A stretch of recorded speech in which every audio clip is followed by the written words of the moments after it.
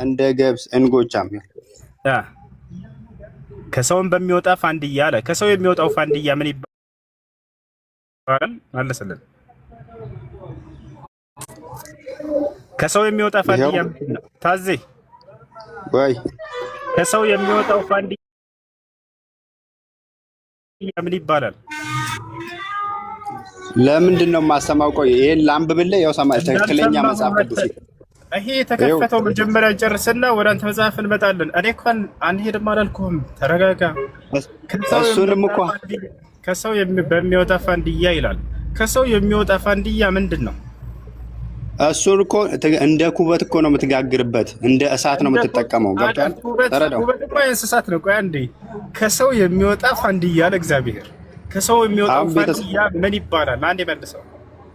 ቤተሰቦች ዳቦ ሲጋግሩ በኩበት አያቀጣጥሉም? ስለ ኩበት አያወራም። በጣም ያሳዝነው እዚህ ጋር ከሰው የሚወጣው ፋንድያ ስሙ ይታወቃል። ምንድን ነው ያ? እኮ በሱ እኮ ነው እሳት እንደ እሳት የሚጠቀሙት። በሱ አይደለም። በሱ የሚባል ነገር የለም። ከሰው በሚወጣ ፋንድያ ለእግዚአብሔር ከሰው የሚወጣ ፋንድያ ምንድን ነው? ይኸው ስማኝ፣ ይኸው ላንብብልህ፣ ትክክለኛውን ላንብብልህ። ይኸው ይዣለሁ እኮ። ይሄ ስህተት ነው። አጠልቀኝ አንዴ፣ በትልቁ አድርግልኝ። አንዴ ተረጋጋ፣ ታነባለህ። ይሄ ስህተት ነው፣ ተሳስቷል። ይሄ ትርጓሜ ካነበብኩልህ በኋላ ለምን አንወስንም? እሺ አንብብ። በቃ እሺ፣ የምትፈልገው ላስኬድ። አንብብ፣ ትልቁ ላይ ነው። አንብብ። ያ አርጎሽ አይ ይኸው ይሄ ትክክለኛው መጽሐፍ ቅዱስ ነው። ቆይ ትክክለኛ ነው የሚለውን የሚያረጋግጠው እንዴት ነው ከተባለ የመጀመሪያ የእናት ቋንቋው የተጻፈበትን ሂደን ያንን ወደ አማርኛ ስንቀይረው ጊዜ እሱን ነው የሚሰጠው ትርጉም። ይሄን ነው የሚለውን ካየን በኋላ ነው። ገብቶሃል አይደለ? ስለዚህ አሁን አንተ የምትፈልገውን እሱን አንብብ። ይሄ ትርጓሜ ግን ስህተት ነው በላ አንድ ጊዜ ባንደበትህ ስህተት ነው። ይሄው ስማ፣ ይሄን ካነበብኩ በኋላ ራስህ ትወስናለህ እኮ። እኔ አይደለሁም የምወስነው፣ እኔ ሳልሆን የምወስነው። አዳምጠኝ። ይኸውልህ የመጀመሪያ የእናት ቋንቋ የተጻፈበት ራሱ ነው የሚወስነው። እነዚህ ትርጉሞች ናቸው። ይሄ ስህተት ነው በልና ነገር ግን እጄ ላይ ያለው ትክክል ነው ብለህ እሱን አንብብልን። አሁን አንብብ። አየሽ፣ አረዳድህ ነው እንጂ ስህተት የለውም። እንድትረዳ ደግሞ ትክክለኛውን እንድታነብ እየነገርኩህ። ስለመረዳት አይደለም ጥያቄ። እኔ መረዳቴን አልተናገርኩም። ወደ መረዳቴ ምንድን ነው አታስጠጋ። ቃሉ ላይ ያለውን ነው ቀጥታ ያነበብኩኝ ማለት አንብብ። ይኸው ምዕራፍ 4 ቁጥር 12 ሄድኩልህ። የገብስ እንጎቻንም ትበላለህ፣ በሰውም ኩስም ታበስለዋለህ። በፊታቸውም በሰውም ኩስም ካካ ነዋ ታበስለዋለህ እኮ ነው የሰውን ኩስ። እሺ ምን አለ? በሰውም ነው እያልኩ ያለው የሚል ነገር የለም። በሰው ኩስም ታበስለዋለህ፣ በፊታቸውም ታዳፍነዋለህ። አይዋ የሚያዳፍነው ምኑን ነው? ይኸው የነገርኩህ አይደል? የገብስ እንጎቻንም ትበላለህ። ታዲያ የገብስ የሚያደርገው ምኑን ነው? የሰውን ኩስ አይደለ? የገብስ እንጎቻ ከበላህ ታዲያ አንተ እኮ ትበላለህ ያልከው የትኛው ነው? እኔ ትበላለህ የሚለው ኩሱን አይደለም። አታጭበርበር። የሰውን ኩስ አሁን ተመልሰሃል። ቆይ አዳምጠህ። ሲጀመር እኛ ኩሱን ትበላላችሁ አላልንም። ይሄ እናንተ ውሸት ነው። እኔ ያልኩህ ምንድን ነው? አዳምጠህ። እግዚአብሔር የሰውን ካካ ያንን እንዲያቦኩ እንዲጋግሩ ያዛቸዋል ነው የተባልከው። ስለዚህ ያንን ጋግሩ ይላል፣ አብኩ ጋግሩ ይላል፣ አብኩና ጋግሩ ይላል እዚህ ጋር። እሱ ስህተት ነው። አንዴ ባንደበትህ ስህተት ነው በል። እንዴት ነው ስህተት የሚሆነው? ይኸው የገብስ እንጎቻንም ትበላለህ እያልኩህ እኮ ነው። እዚህኛው ትርጓሜ ላይ 81 አሐዱ የሚለው ያሳየሁህ ላይ በፊታቸውም ከሰው የሚወጣውን ፋንድያ ወይንም ኩስ ትጋግረዋለህ ብሎ ተናግሯል። ስህተት ነው እሱ ወይንስ እውነት? ይኸው እያስረዳው ያለሁት ይኸው ይሄም መጽሐፍ ቅዱስ። የተጠየቀውን መልስ እባክህን። ትጋግረዋለህ አንተ ከየት እንዳመጣ በምን አውቃለሁ? አይዋ አንተ እሱን ከየት እንዳመጣህ እንዴት አወቅህ? ማን ነው የሰጠህ? እሱ ሌላ ሰውም ሊያጣቀስልህ ይችላል። ከፈለክ ሌላም አንብብ። እሱን የሰጠህ ማን ነው? እንዴት አወቅህ እሱ ትክክል እንደሆነ? ትክክለኛው መጽሐፍ ቅዱስ እንግዲህ እኔ የማምንበት ክርስቲያን የሆንኩት ይሄን ነው። አንተ የምታምንበት ጥያቄ ትክክል እንደሆነ እንዴት አወቅህ አንተ? እሱ ያው የሚለኝን ነገር ትክክል እየሆነ ነዋ። እሺ ስለዚህ ስላለህ ብቻ ነው እንጂ ትክክል መሆኑን ያወቅኸው ትክክል መሆኑን ያወቅበት ሚዛን የለህም ማለት ነው። እንዴት ነው የማላውቅበት እኮ? ካወቅህ እንዴት ነው? የኔ መጽሐፍ ቅዱስ ይሄ ሁሉ ስህተት እንደሌለው አውቃለሁ። ስህተት እንደሌለው አንተ ይሄን ስለደገምከው ነው የገባኸው እንጂ ለመግባትም አልነበረም። አሁን አዳምጥ። ትክክልና ስህተት መሆኑን የምታውቅበትን መንገድ አታውቅም። እኔ ግን ላስረዳ እንዴት እንደሆነ ትክክል እሱ ይሁን ይሄ ማወቅ የምትችለው እንዴት መሰለ? እጅህ ላይ ያለው መጽሐፍ ቅዱስ አይደለም፣ የመጽሐፍ ቅዱስ ትርጓሜ እንጂ። ይሄም እጄ ላይ ያለው ያሳየሁህ የራስህ መጽሐፍ ነው። ይሄም የመጽሐፍ ቅዱስ ትርጓሜ እንጂ መጽሐፍ ቅዱስ አይደለም። ነገር ግን ትክክል ነው ስህተት የሚለውን ለማወቅ እንዴት ታደርጋለህ መሰለ? ወደ እናት ቋንቋው መጀመሪያ ወደ ተጻፈበት ትሄዳለህ። የዛኔ እሱን ወደ አማርኛ ገልብጠህ ስታየው ጊዜ የዛኔ ትክክል ነው ስህተት ነው የሚለውን ትረዳለህ። እሱ መጽሐፍ ሕዝቅኤል በምን ቋንቋ ነበር መጀመሪያ የተጻፈው? መልሳ ሚውተን አንሳና፣ በምን ቋንቋ ነበር የተጻፈው? ሚውተን አንሳ፣ አንሱለት ሚውተን። ኦኬ፣ የሁሉም መጽሐፍ በአብዛኛው የተጻፈው በግሪክ እና በላቲን ነው። ማስረጃ ወጣና ትልቁ ላይ ክፈት። ያላ ስልኬን እየተጠቀምኩበት ነው። ሌላ ስልክ የለኝም። በመጽሐፍ ቅዱስ ነው እያየሁ ያለሁት። እኔ ስልክ ይዣለሁኝ። እዘዘኝ ይከፍትልሃለሁኝ። እና የቱ ጋር ራሱን ክፈተው። 4:12ን ክፈተውና ሐሳቡን ተረዳ። እንዴት አድርጌ ልጻፍ? የቱ ጋር ላውጣልህ? ዕብራይስጥ ወይንም ላቲን ምናምን ብለሃል። ግሪክ፣ በግሪክ አውጣው። እሺ ምን ብዬ ልጻፍ? ሕዝቅኤል 4:12 ምን ይላል ብለህ ራሱን ብለው። በግሪክኛ የምትችል ከሆነ ጻፍ። ከጓደኛ ስልክ አንዴ ተቀበልና እስኪ ጽፈህ አሳየኝ። አውጣና መጽሐፍ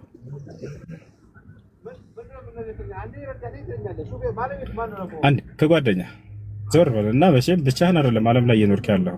ዞር በልና ከነዘለቀ ሱቅ አንድ ስልክ የሉም። ለማንኛውም የሉም። ቆይ እንዳትሄድ፣ እኔ ራሴ አወጣልሃለሁ። እንዴት እንደሚወጣ ምራታ ታረኩ። ችግር የለም ግን ላውጣልህ። እሺ ስለዚህ አሁን የት ጋር ባይብል ሀብ የሚለው ጋር እዚህ እንሄዳለን አይደል? በነገራችን ላይ ትናንት ራስህ ጎግል ትክክለኛው ላይ ተረጉም ይችላል ብለሃል። ትናንት ራስህ ጨነቀው ላውጣልኝ ብለህ ራስህ ላወጣ ስል እንደገና በቃ መጀመሪያ ምን እናድርግ ታዲያ?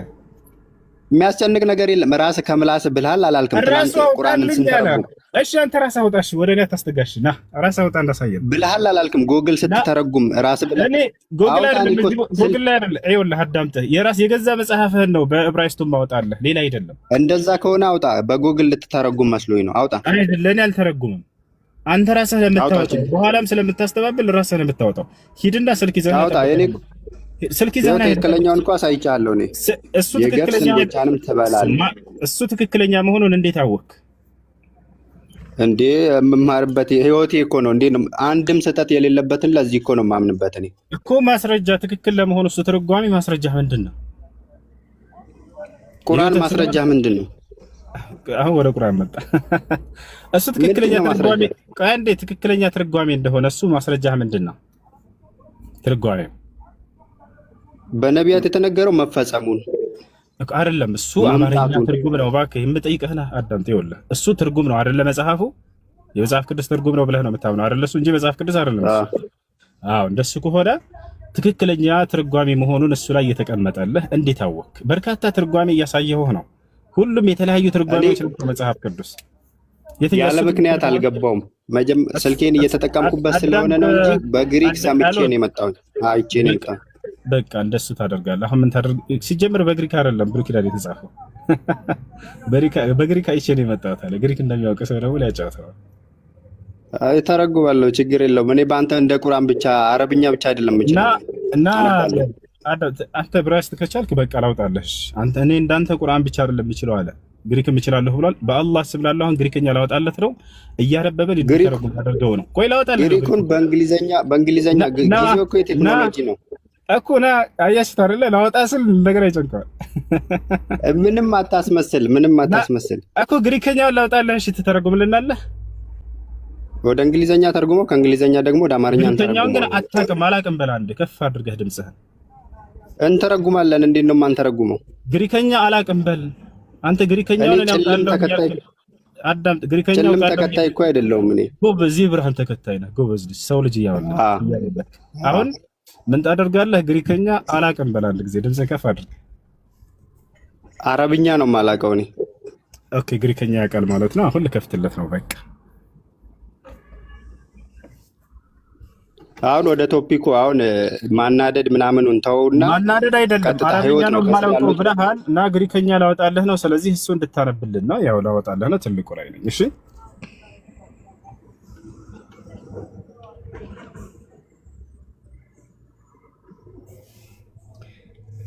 እቺ አንብባት እስኪ። ግሪከኛ ነች። ምን ትላለች? ና በል ያ ተናንሳ። ይኸው እኔ ግሪክኛ እንደ መሐመድ አልተማርኩም። ከስር አስነባቢ ምናልባት ከጠራሁ ነው እንጂ ጦጣ የመጨረሻ እንትናቸው መሐመድ የሚል ቃል ነው። መሐመድ የሚል ቃል ከሰማችሁ አለቀ በቃ ጨርሻለሁ አለ። ባትሪ ላው ስለ እምነቱ ለማስረዳት ማለት ነው። እኔ ግሪከኛ እችላለሁኝ አለ ገባ። ነገር ግን የወፍ እንደዚህ ናቸው። ለማንኛውም እሺ ጥያቄ ያለው ግባት ታዘብ እና ግባ ልኬልሃለሁ። ወንድ የሆነ ክርስቲያን እናቱ የወለደችው መግባት ይችላል፣ ማውራት ይችላል ስለ እምነቱ። አምላክም ነቢያቶችም አያውቁትም፣ ክርስትናን አልሰበኩትም። እግዚአብሔር ክርስቲያን ሆኖ አላለም፣ ነቢያቶችም ክርስቲያን ሆኖ አላሉ። የትኛውን ቦታ ላይ ካላመናችሁ ታዘብ ይነግራቸዋል። ከላይ ያለው ታዘብ እንዴት ነው ወቅት ታደርጋለህ? ቆይ ለምንድን ነው የምትናደደው? አውራሽ በቋንቋ ምናምን ለምን ትደበቃለህ? እንዴ አውራ ጨርስ። አውራ ጨርስ። ማውራት ትችላለህ? ወንድ ልጅ ነህ? ማውራት እችላለሁ። እንዴት አልችልም? እያወራሁ እኮ ነው። ጀምር። ደስ ያለህና ይዞ ማስረጃ ትልና ከዛ ወደ እንትን ትሄዳለህ። ይሄ እኮ ትክክል አይደለም እኮ። እኛ እኮ መማር እንፈልጋለን፣ ግን እንደዚህ ሞክ እያደረክ እንዴት ነው ሰው የሚማረው ከአንተ ጋር? አውራ ጎበስ። አንድ አለት ታንሳ። ወንድ ልጅ ነህ? ወንድ ልጅ። እሺ ወንድ ልጅ። እሺ ቅድም ኢንተርኔት አስወጥቶ እኔ በቃ ሁለት ረካ ሞባይል ይዘሃል። አሁን ከላይ ያለው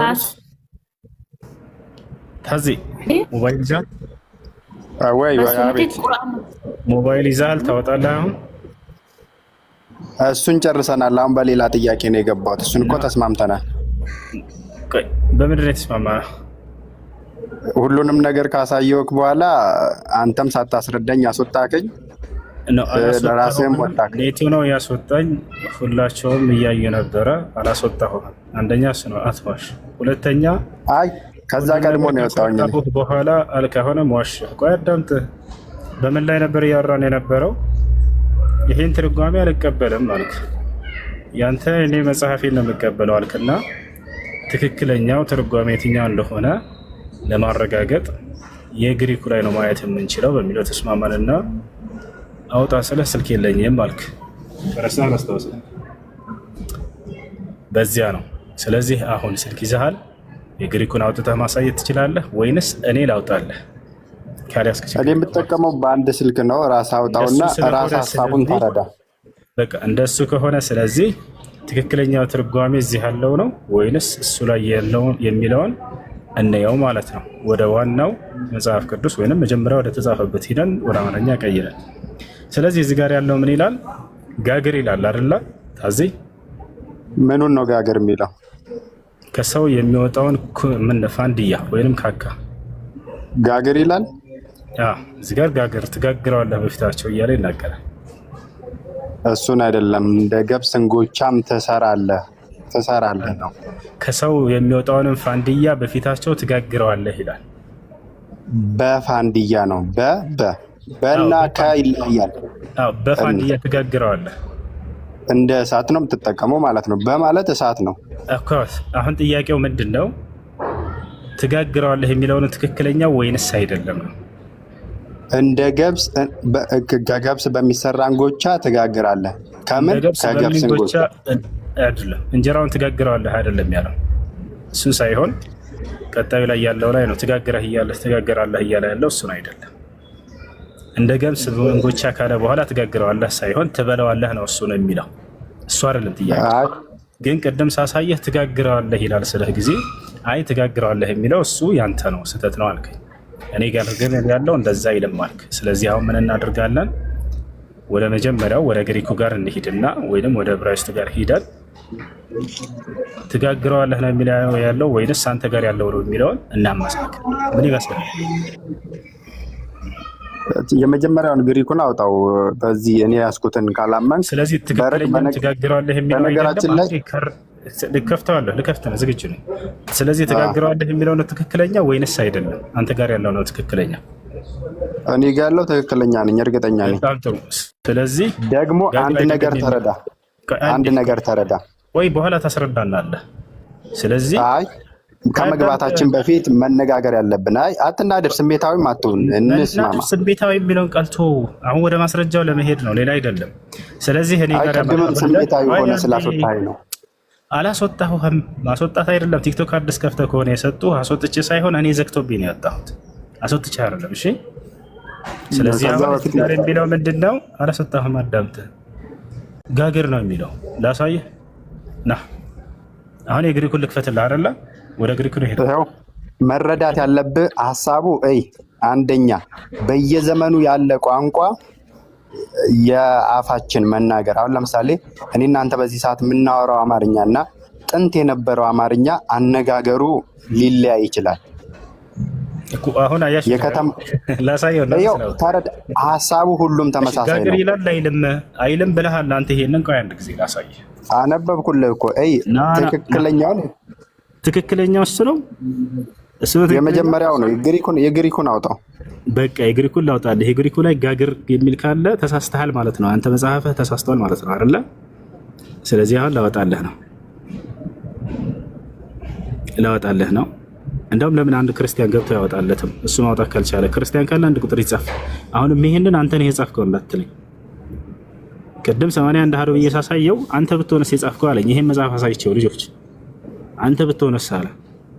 አሁን ምን እናደርጋለን? አንድ ክርስቲያን ሰው ካለ ኮሜንት ላይ ይጻፍና ራሳቸው ክርስቲያኖች ገብተው እንዲያወጡልን። አንተ ብትሆንስ ለሚለው እኮ አሁን ለምሳሌ ይህችን መጽሐፍ ቅዱስ ላይ በነገራችን ላይ ይሄ ስህተት የለበትም። ያው በቃ ያው ባይብል ይታያል እዚህ ጋር ላወጣልህ ነው። በቃ እሺ ይታያል። ሰላም አለይኩም ሚውት አድርገው። አለይኩም ሰላም። ይኸውልህ ይታያል። ባይብል ላይ ልገባልህ ነው። ታዜ የግሪኩን ልናወጣ ነው።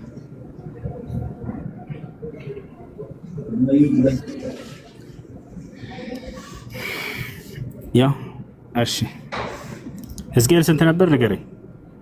4:12 እሺ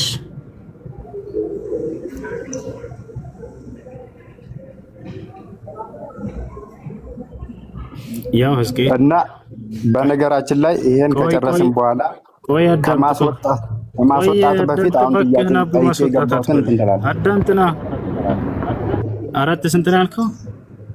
12 አይደል ያልከው? አዎ 12 12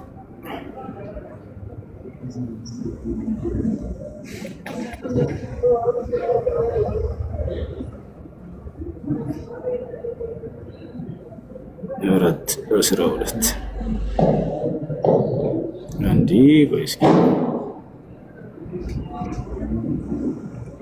4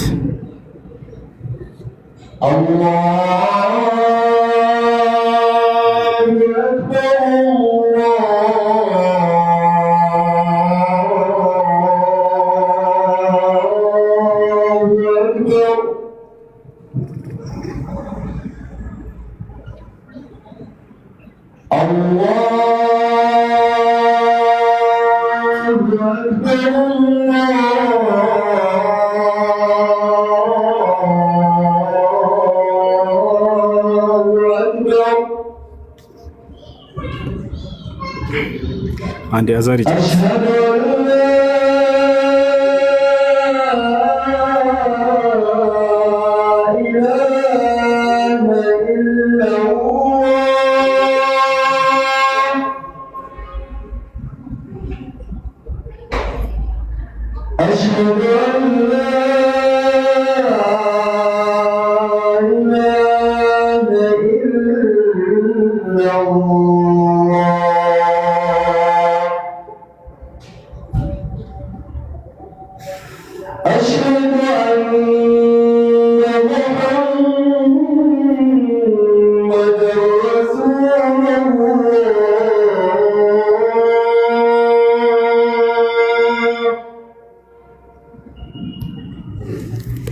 أشهد أن محمدا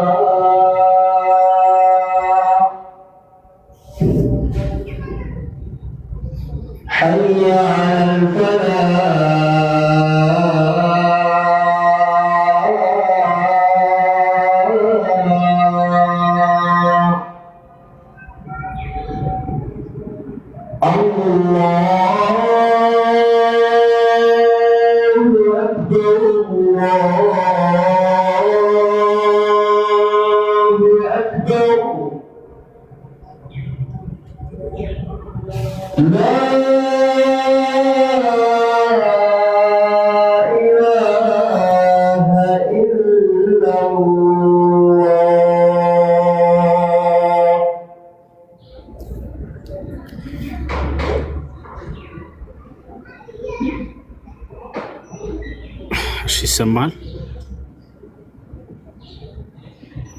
ይሰማል? አዎ ይሰማል። አሁን ይሄ ሕዝቅኤል 4:12 ነው። እንቀይረውና እንሄዳለን ወደ አማርኛ እንቀይረዋለን።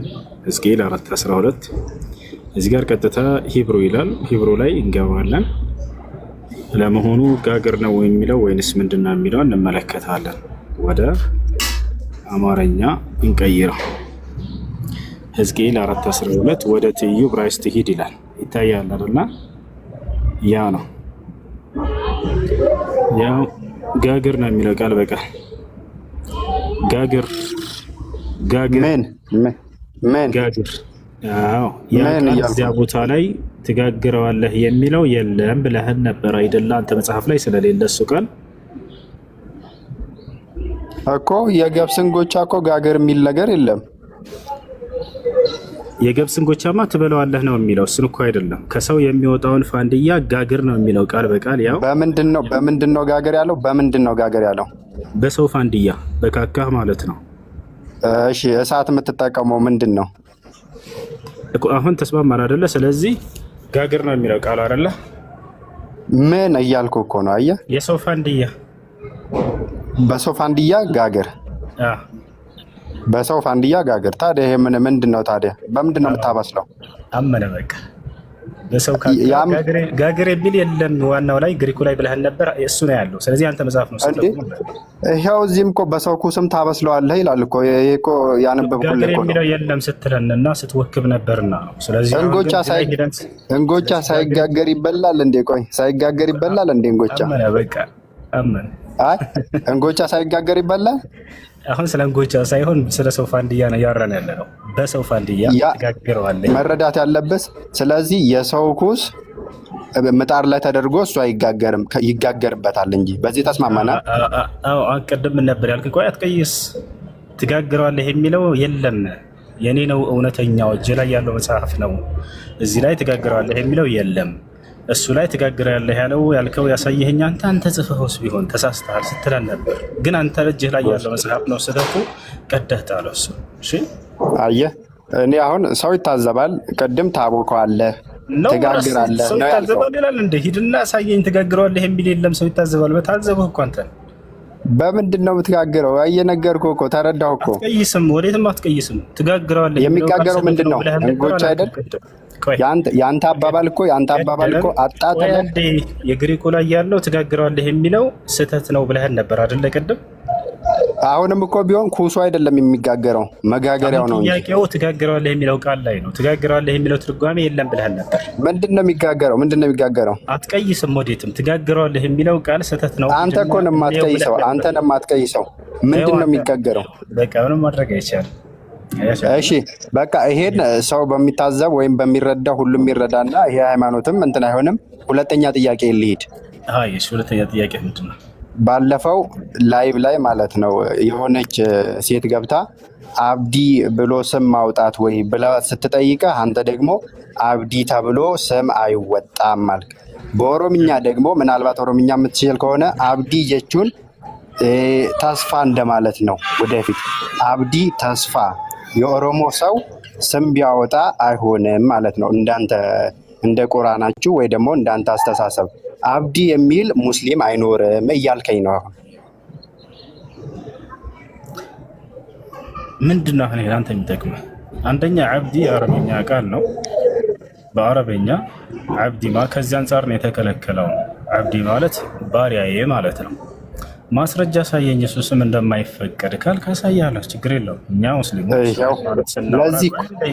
ስለ ኦሮሞኛ ቋንቋ አይደለም እባክህ እያወራን ያለ ነው። እኔ ለምሳሌ ኦሮሞ ብሆን የራሴን ባህል ሳልተው ሃይማኖቱን መከተል አልችልም ማለት ነው። ስማኝ አዳምጠህ ነቢያችን ሰለላሁ ዐለይሂ ወሰለም ሲናገሩ ጊዜ ላ የቁል አሐድኩም ዓብዲ፣ አንዳችሁ ዓብዲ ብሎ ሰውን እንዳይጠራ። ምክንያቱም ዓብዲ ማለት ባሪያዬ ማለት ነው። ገብታችኋል አይደለ? ስለዚህ ሰዎች ደግሞ የአላህ ባሪያ ናቸው እንጂ እኔ አንድን ሰው መሄጄ ባሪያ ብዬ መጥራት አልችልም። ከዚህ አንጻር ነው ነቢያችን ሰለላሁ ዐለይሂ ወሰለም የከለከሉት ማለት ነው። እሺ አኖሽ ከላይ አለ፣ ቤትህን አንሳ። አኑ አለ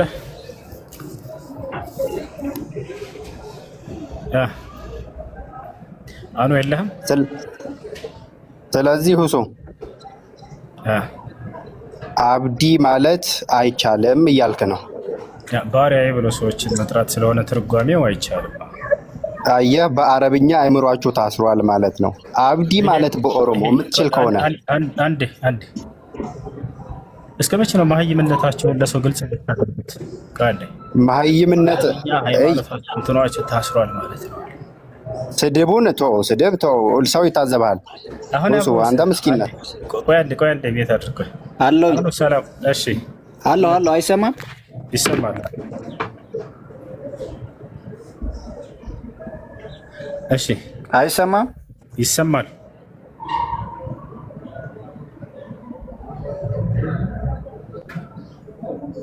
እሺ አይሰማም። እሺ ከታች ቀጥል። እሺ ሌላ ጥያቄ አለ ወይንስ አንተ ትጠየቃለህ?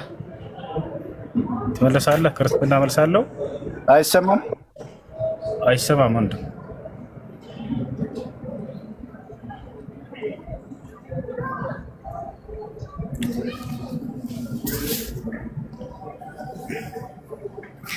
እሺ መቀጠል ትችላላችሁ። ጥያቄ ያለው ሲቀጥል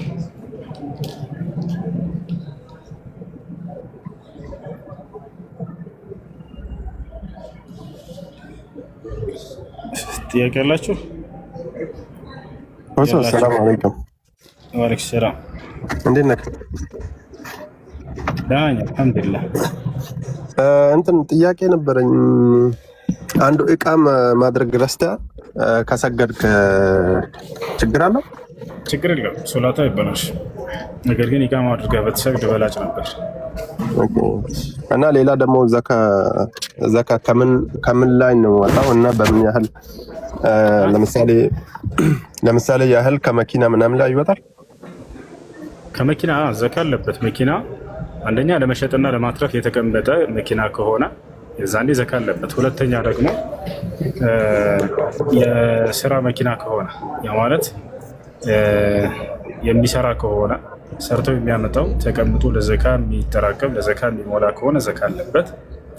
ነገር ግን ለቤት አገልግሎት ከሆነ ዘካ የለበት። የቤት መኪናዎች አሉ። ለምሳሌ ሰው ሚስቱን፣ ልጁን፣ ራሱን የሆነ ጉዳይ ሊፈጽምበት እሱ ዘካ የለበትም።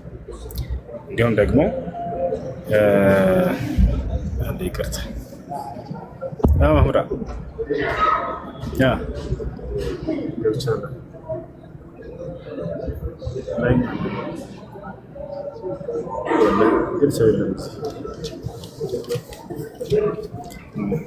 እስከዛ ድረስ ቤትም ታብታብ አድርጉት።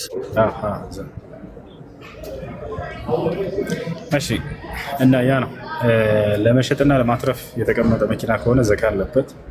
ልክ እንዲሁ ደግሞ የሚሰራ የሚሸቅል ከሆነ ያ መኪና ዘካ አለበት። የሚጠራቀመው ተጠራቅሞ ለዘካ መጠን የሚደርስ ከሆነ እሺ። ከእጅ ወደ አፍ ከሆነ ያ ዘካስ ያ መኪና የሚሰራው ለምሳሌ የአንድ ቤተሰብ ሰዎች አንዲት ታክሲ ያለቻቸውን በል ትሰራለች። ያቺ ታክሲ ግን ከምግባቸው አታልፍ። ዘካ አለበት ወይ? ላይ የለበትም። ተጠራቅሞ ገንዘቡ ለዘካ መጠን የሚደርስ ከሆነ የዛሬ ነው ዘካ የሚኖርበት። እሺ ጥያቄ አለ? ይቀጥል። ሌላ መጨረሻ ጥያቄ ልጠይቅህና አንተና ለስራ ወደዚህ በየጊዜው እንትን ከከተማ ወደ ከተማ ሄዳለሁና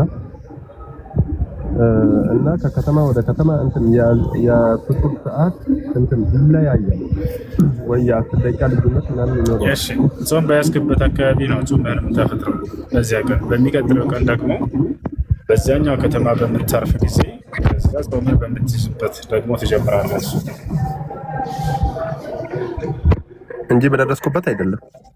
አይደለም ኦኬ ለቀጣይ ቀን እዚያው ሀገር ላይ አዲስ ሀገር ላይ ስትቀመጥ ከነሱ ጋር ሰዎች ስታስር አብረህ ከነርሱ ጋር በዛቸው ሀገር ሰዓት እና ጊዜ ታፈጥራለህ። በዚህ ነው። እሺ አመሰግናለሁ። አይ እንትና ልጁ ያለው አብዲ እንትን ትንሽ ላስረዳህና አብዲ ማለት በኦሮምኛ እንትን አብዲ ማለት እንትን ተስፋ እንደ ተስፋ ነገር ነውና አብዲ በአረበኛና በኦሮምኛ የተለያየ ስለሆነ አይ ቲንክ ዝም ብሎ ፖለቲካ መስራት እየፈለገ ነው። ላይ ብዙ እንትን አንደርስታንድ ቢያደርግ ጥሩ ነው። እሺ መርሐባ።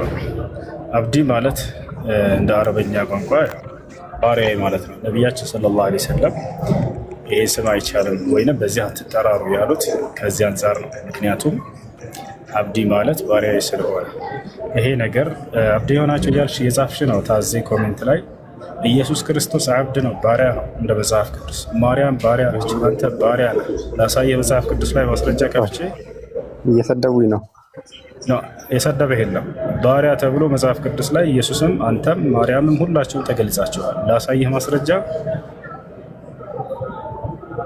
ባሪያ እኮ መልካም ነገር ነው፣ ችግር የለም። እኔ እግዚአብሔር ባሪያ ነኝ። አሁንም እኮ ባሪያ ተገዢው ነኝ። ኢየሱስ የማን ባሪያ ነው? አንተ ቆይ፣ ኢየሱስ የማን ባሪያ ነው? ለእኔ ቤዛ የሆነ ስለ እኔ መተላለፍ እሱ ቤዛ የሆነ ኢየሱስ የማን ባሪያ ነው ነው ያልኩት ጥያቄ። ስለ እኔ ቤዛ የሆነ ኢየሱስ የማን ባሪያ ነው? ፍቅሩን ያሳየኝ በስጋ የተገለጠ አምላኬ ነው። ምንድን ነው ኢየሱስ ሳይሆን ኢየሱስ ባሪያ ነው። ኢየሱስ ባሪያ ነው አይደል? እንደ መጽሐፍ ቅዱስ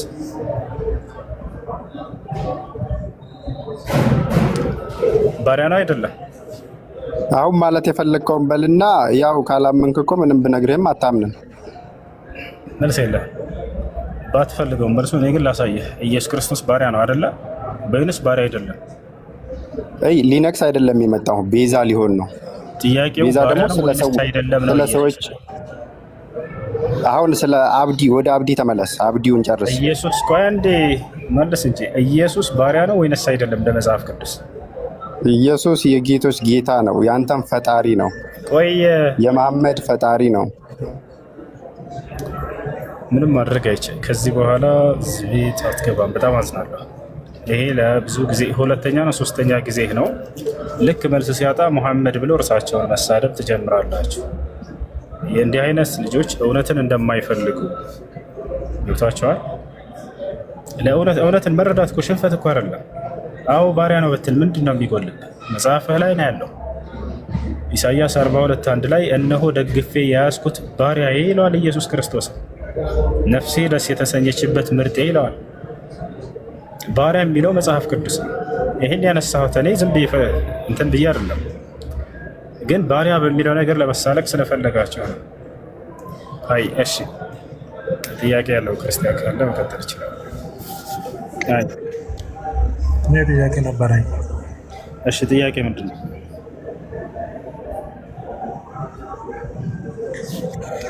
እንትን በቁርአን ውስጥ ተውሂድ የሚል ቃል የለም ብለው ሲያወሩ ሰምቼ ነበር። ስለሱ ላስረዳ እስኪ። እሱ አለ ወይስ ውሸት ነው የሚያወሩት ወይስ አለ? እሱ ነገር እስኪ አስረዳኝ። የእነሱ የተረዱበት አረዳድ ነው ስህተቱ። ታቡት የሚለው ቃል አለ ወይ? ታቡት ነው፣ ታቦት ሳይሆን ታቡት የአረበኛ ቃል ነው። ያቷል የአረበኛ ቃል በአረበኛ ቃል መልኩ ነው የመጣው። ታቡት ማለት ምን ማለት ነው ከተባለ ሁለት ቦታ አለ በቁርአን ላይ ታቡት የሚለው ቃል ሳጥን ማለት እንጂ ሌላ ነገር አይደለም። ሳጥን ነው የአረበኛ። ይሄ ለምሳሌ ይሄ ይታያል እዚህ ጋር ላሳየህ። ይሄ ታቡት ይባላል በአረበኛ። ይሄም ታቡት ይባላል፣ ያም ታቡት ይባላል። ታቡት ማለት ትርጉሙ ሳጥን ማለት ነው። አራት ማዕዘን የሆነ ሳጥን ታቡት ይባላል። ሁለት ቦታ ላይ መጥቷል። አንደኛ በሱረቱል በቀራ ላይ፣ ሁለተኛ ሱራ ጣሃ ላይ መጥቷል። ሱራ ጣሃ ላይ ለምሳሌ አንቅዝ ፊህ ፊ ታቡት ይላል። ሙሳ ዓለይሂ ሰላም ገና እንደተወለደ ፈርዖን የዛኔ ወንዶች ህፃናቶችን ስለሚገድል ሴቶችን ስለሚተዋቸው እንዳይገደልብሽ ልጅሽ አንቅዝ ፊህ ፊ ታቡት በሳጥን ውስጥ አስገቢውና ፈቅድ ፊህ ፊል የም በውሃ ላይ ጣዩ ልጁን አላት አላህ ሱብሓነሁ ወተዓላ የሙሳን እናት ፈርዖን እንዳይገልባት ልጇን ማለት ነው። ስለዚህ በሳጥን ውስጥ ጣዩ ለማለት የተጠቀመው አላህ ታቡት የሚለውን ቃል ነው። የአረብኛ ቃል ታቡት ማለት ሳጥን ማለት እንጂ ሌላ ነገር አይደለም። ስለዚህ ክርስቲያኖች እንደሚያስቡት ዛሬ ታቦት ምናምን ተብሎ እንደሚታሰበው እሱን አይደለም። ታቡት ተብሎ የመጣ ቃል ነው። በሱረቱል በቀራ ላይ ያለውን ደግሞ ልንገራቸው። እሱን የሚናገረው ተውሂድ ነው የጠየቀው። ተውሂድ ነው እንዳልከው ተውሂድ እኮ ነው ያልኩት። ታቦት ያልክ መስሎኝ ነው። ይቅርታ። እሺ ተውሂድ የሚለው ቃል ነቢያችን ሰለላሁ ዐለይሂ ወሰለም አስተምረውታል። እንግዲህ ሰዎች ከጊዜ በኋላ የመጣ ቃል ይመስላቸዋል፣ አይደለም። ነቢያችን ሰለላሁ ዐለይሂ ወሰለም ቃል በቃል ለሰዎች ተውሂድ እያሉ አስተምረዋል፣ ተናግረዋል። የተናገሩበትን ማየት ማስረጃ ከፈለግ ያሳያለሁ። አውቶች ማለት በቁርአን ነው በሐዲስ? ቁርአንና ሐዲስ የሚነጣጠሉ አይደሉም። ሁለቱም ከአምላክ ዘንድ የመጡ ራእይ ናቸው።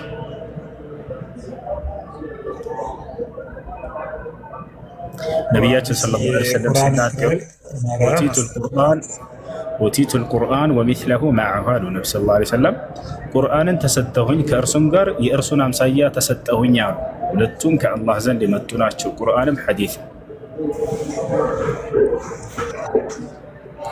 እሺ ግን በቁርአን የለም ማለት ነው። እኛ ቁርአን ብቻ ተከታዮች አይደለንም። ቁርአን ራሱ ሐዲስን ከአላህ ዘንድ እንደመጣ እየተናገረ ነው እያልኩህ ነው። ቁርአንና ሐዲስን ነጣጥሎ የሚከተል አይደለም። ለምሳሌ እኔ ዮሐንስ ወንጌልን ብቻ ነው የምፈልገው ብዬ በዛ ብጠይቅህ፣ ወይ ማቴዎስ ወንጌልን ብቻ ብዬ ብጠይቅህ፣ አይ እነዚህን እኮ ነጣጥለህ የምትይዛቸው ነገራቶች አይደሉም፣ ሁለቱም የኔ መጽሐፍቶች ናቸው፣ ከአምላክ ዘንድ የመጡልኝ ናቸው ብለህ ነው የምታምነው። ከዛሊክ እንዲሁ ቁርአንና ሐዲስ ነጣጥለህ የምታየው አይደለም። ቁርአን የሚባሉ አንጃዎች አሉ። እኛ ቁርአንን ብቻ እንጂ አንቀበልም የሚሉ፣ እኛ እንደዛ አይደለም። አላህ በቁርአን ላይ ወደ ሐዲስ ይመራናል። እንደዛ ከሆነ ማለት ነው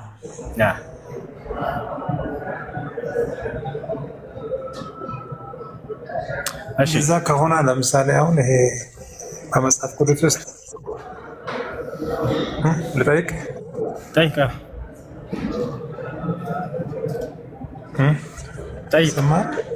ይሰማል። እንደዛ ከሆነ በመጽሐፍ ቅዱስ ውስጥ አሁን ስላሴ የሚለው ቃል የለም፣ እነሱ የመጡት ነው የሚለው ነገር ከዚህ ጋር እዚህ ጋር እንደዚህ ቃሉ የለም ትምህርቱ አለ የሚል ከሆነ እዛ ደግሞ እንደዛ ማለታችሁ ደብል ስታንዳርድ አይሆንም? አይሆንም እሱ። ምክንያቱም እኛ ከሙሉ መጽሐፉን የጠየቅናችሁ ከአንድ ወንጌል ብቻ አይደለም። ከአምላክ ዘንድ መጥቷል ብላችሁ ከምታስቡት መጽሐፍ ሁሉ አምጡ ነው ያልናችሁ። ያም ደግሞ ከኦሪት ዘፍጥረት እስከ ራዕይ ድረስ ሙሉ። እኛ ደግሞ ከአምላክ ዘንድ የመጣ ነው እያልኩ እየነገርኩህ ነው ሐዲስ ራሱ። አንተ ግን አይ ይሄኛውን ከአምላክ የመጣውን ሐዲስን አልቀበልም ቁርአንን ነጥዬ ነው የምጠይቃችሁ፣ ከእርሱ አያስኬድም። እንደሱ ወይ ከሐዲስ ብቻ ነው የምፈልገው ቁርአንን አልፈልግም፣ አያስኬድም። እሺ አሁን አንተ ማለት የምትችለው መቼ መሰለህ? እሱም አንድ ዓሊም ሼኾች መጥተው ከጊዜ በኋላ ከቁርአንና ከሐዲስ ውጭ ራሳቸው የተናገሩት የተፈቱበት ተፍሲር ወይም ትርጓሜ ላይ ከሆነ አልቀበልም ብትል ትክክል ነህ፣ እስማማለሁ። ይሄ ከአምላክ አይደለምና የእነሱ ፍቺ ነው። ገብተዋል። ነገር ግን ከአምላክ ቃል የመጣውን ከፍለህ እየጠየክ ነው። ይህን ግማሹን ከቁርአን ነው የምጠይቀህ፣ ይህንን ሐዲስ አልፈልግም። ላ ሐዲስን ነቢ ሰለላሁ ዐለይሂ ወሰለም ከራሳቸው ተፈላስፈው የተናገሩት አይደለም፣ እየነገርኩህ ነው። ምን አሉ? ቁርአንንና ከእርሱ ጋር የእርሱን አምሳያ ተሰጠሁኝ አሉ። የቁርአን አምሳያ ብለው ገለጹት። የሚለያዩ ነገራቶች አይደለም፣ በተሽሪዕ ደረጃ በህግጋት ደረጃ። በሌላ ሐዲስ ላይ ነቢ ሰለላሁ ዐለይሂ ወሰለም ተረክቱ ፊኩማ ኢንተመሰክቱም ቢሂማ ለን ተድሉ በዕዲ ኪታበላህ ወሱነቲ አሉ። በመካከላችሁ ሁለት ነገራቶችን ጥየላችሁ እሞታለሁ፣ እሄዳለሁ። እነርሱንም አጥብቃችሁ እስከያዛችሁ ድረስ መቼም ቢሆን ከቀጥተኛ ጎዳና አትጠሙም አሉ። እነርሱም የአላህ ቃል ቁርአንና እንዲሁም ደግሞ ሐዲስ ናቸው ብለው ተናገሩ። ቁርአንና ሐዲስን እነሱን ይናገራሉ። እና ስለዚህ አንተ ማለት የምትችለው ከሼኾች ከተፍሲር ከትርጓሜ ከሆነ ይሄን አልቀበልም ብትል ችግር የለውም፣ ያስኬዳል። እኔ ደግሞ እያልኩ ያለሁት ቃል በቃል ከአላህ ዘንድ በመጣ በሆነው በሐዲስ ውስጥ ተውሂድ የሚለውን ቃል ነቢዩ ሰለላሁ ዐለይሂ ወሰለም ተናግረውታል። አሳየኝ ካልክ አሳይሃለሁ። እራሳቸው ነቢ ሰለላሁ ዐለይሂ ወሰለም አተውሂድ ሸፋዓቲ ሊአህል ተውሂድ ይላሉ። ለተውሂድ ባለቤቶች ምልጃዬ አለላቸው የትንሣኤ ቀን ብለው ተናግረዋል። እሺ እንደዛ ከሆነ አሁን የተለያዩ መጽሐፍ ቃል ነቢዩ ሰለላሁ ዐለይሂ ወሰለም ተናግረውታል። አሳየኝ ካልክ አሳይሃለሁ።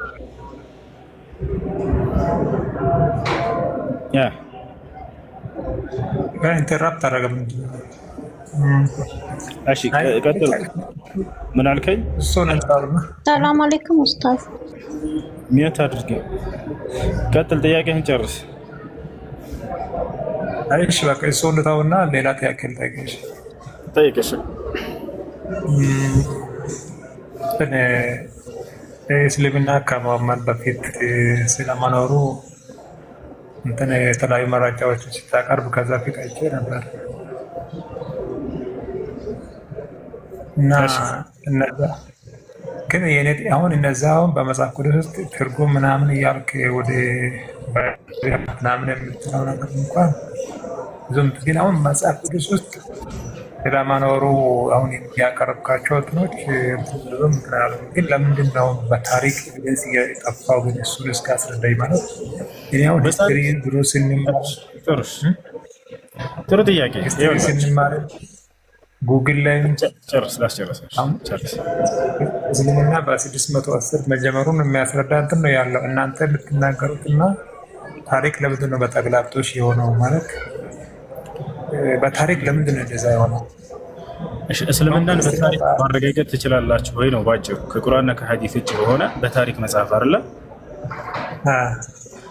እኛ ለዚህ ጥያቄ መልስ አተን አይደለም፣ ግን ታሪክ ማስረጃ አይሆንም እያላችሁ ነው። እኔ ስለ ክርስትና ጠይቄህ ለምሳሌ ከመጽሐፍ ቅዱስ ውጭ አንድ ታሪክ ጸሐፊ የጻፈውን ስጠኝ ብለህ በፍጹም ይሄ አያስኬድም። ያ ታሪክ ጸሐፊ ማን ነው? ማን ስለሆነ ነው እሱ ያንን ነገር የእውነት ማረጋገጫ ተደርጎ ሊያዝ የሚቻለው? ማን ነው እርሱ? ያሰው ገብቶሃል አይደል? ያን ነገር እንደ ማስረጃ አድርጋችሁ ስትጠይቁ በጣም እንደተሳሳታችሁ ልትረዱ ይገባል እንጂ እኛ ያንን አጥተን አይደለም። ነቢዩ ሰለላሁ ዐለይሂ ወሰለም ከመምጣታቸው በፊት የነበሩ ሰዎችን አምጥተን አይደለም ስለ ኢስላም አይደለም ስለ አምላካችን ስለ አላህ ስለ ነቢዩ ሙሐመድ ሰለላሁ ዐለይሂ ወሰለም በተስፋ ሲጠብቋቸው እንደነበረ እርሳቸው ከታሪክ ላመጣልህ እችላለሁ። ያው ሙሐመድ ይመጣል ሲሉ የነበሩ ቀሳውስቶች እንዳሉ ሰለላሁ ዐለይሂ ወሰለም ያን ማሳየት እንችላለን። ግን እርሱ ይሄ የታሪክ መጽሐፍ ማስረጃ ሊሆናቸው አይችልም ነው። ከመጽሐፋችሁ እስኪ እምነታችሁን ፈልጉት። ልክ እኛ ከመጽሐፉ ከቁርአን ላይ እምነታችን እንዳልነው አምላክ እንደሰበከው አምላክ እንዳዘዘ ኢስላምን እንደደነገገው በቁርአን ላይ ነቢያቶች እንደሰበኩት በቁርአን ላይ ነፍ ታገኛላችሁ። በመጽሐፍ ቅዱስ ላይ ግን እግዚአብሔር እንዲሁም ነቢያቶች ክርስቲያን ሆኑ ወይም ክርስትናን ተከተሉ ክርስትና ሃይማኖት እውነተኛ ሃይማኖት ነው ብሎ የተናገሩበት አይገኝም። ስለዚህ ያንን ካላሳየን ችግር የለም። እግዚአብሔር ክርስቲያን ሆኑ ብሎ የተናገረበት ቦታ አለ ወይም ክርስትናን ሃይማኖት ተከተሉ ያለበት አለ? የቱ ጋር ነው ያለው? እሱን አሁን አንተ ይሄንን ለማለት መጀመሪያውን ከትርጉም ነው የምንጀምረው። ለምሳሌ እስላም ማለት ምን ማለት ነው? ከሱ አይደለም እሱን ሳይሆን እግዚአብሔር በሃይማኖት ደረጃ ባንዴ ክርስትናን ሃይማኖት ተከተሉ ያለበት ቦታ አለ እኮ ልነግርህ ነው። በተለይ እንደው ክርስቶስ ነው ክርስቶስ ስለሱ ስለ ክርስቶስ ስለመከተል አይደለም ጥያቄ፣ ስለ ሃይማኖት ነው ጥያቄ። ሃይማኖት ክርስትና የሚባለው ሃይማኖት ነቢያቶች ያው ክርስቲያን ማለት ነው። ክርስቲያን ማለት ነው ማለት ነው ክርስቶስን የሚከተል ማለት አይደለም አይደለም። ሙስሊም አይደለም። ክርስቲያን ማለት የክርስቶስ የሚከተል ማለት አይደለም ካልክ ማስረጃ አሳየና። ምን ማለት ነው? ክፈት ትልቁ ላይ ነው አሳይ። ጉግል ላይ ምን ላይ መሰረት ትችላለህ? አንድ ስልክ ነው ያዝኩት እኔ እንትን ማለት ቆይ ጉግል ላይ ምን ላይ መሰረት ትችላለህ? ቆይ ጉግል ላይ ያልከው ምን ላይ መሰረት ትችላለህ? ክርስቲያን ማለት ብዙ ወገን ክርስቲያን ማለት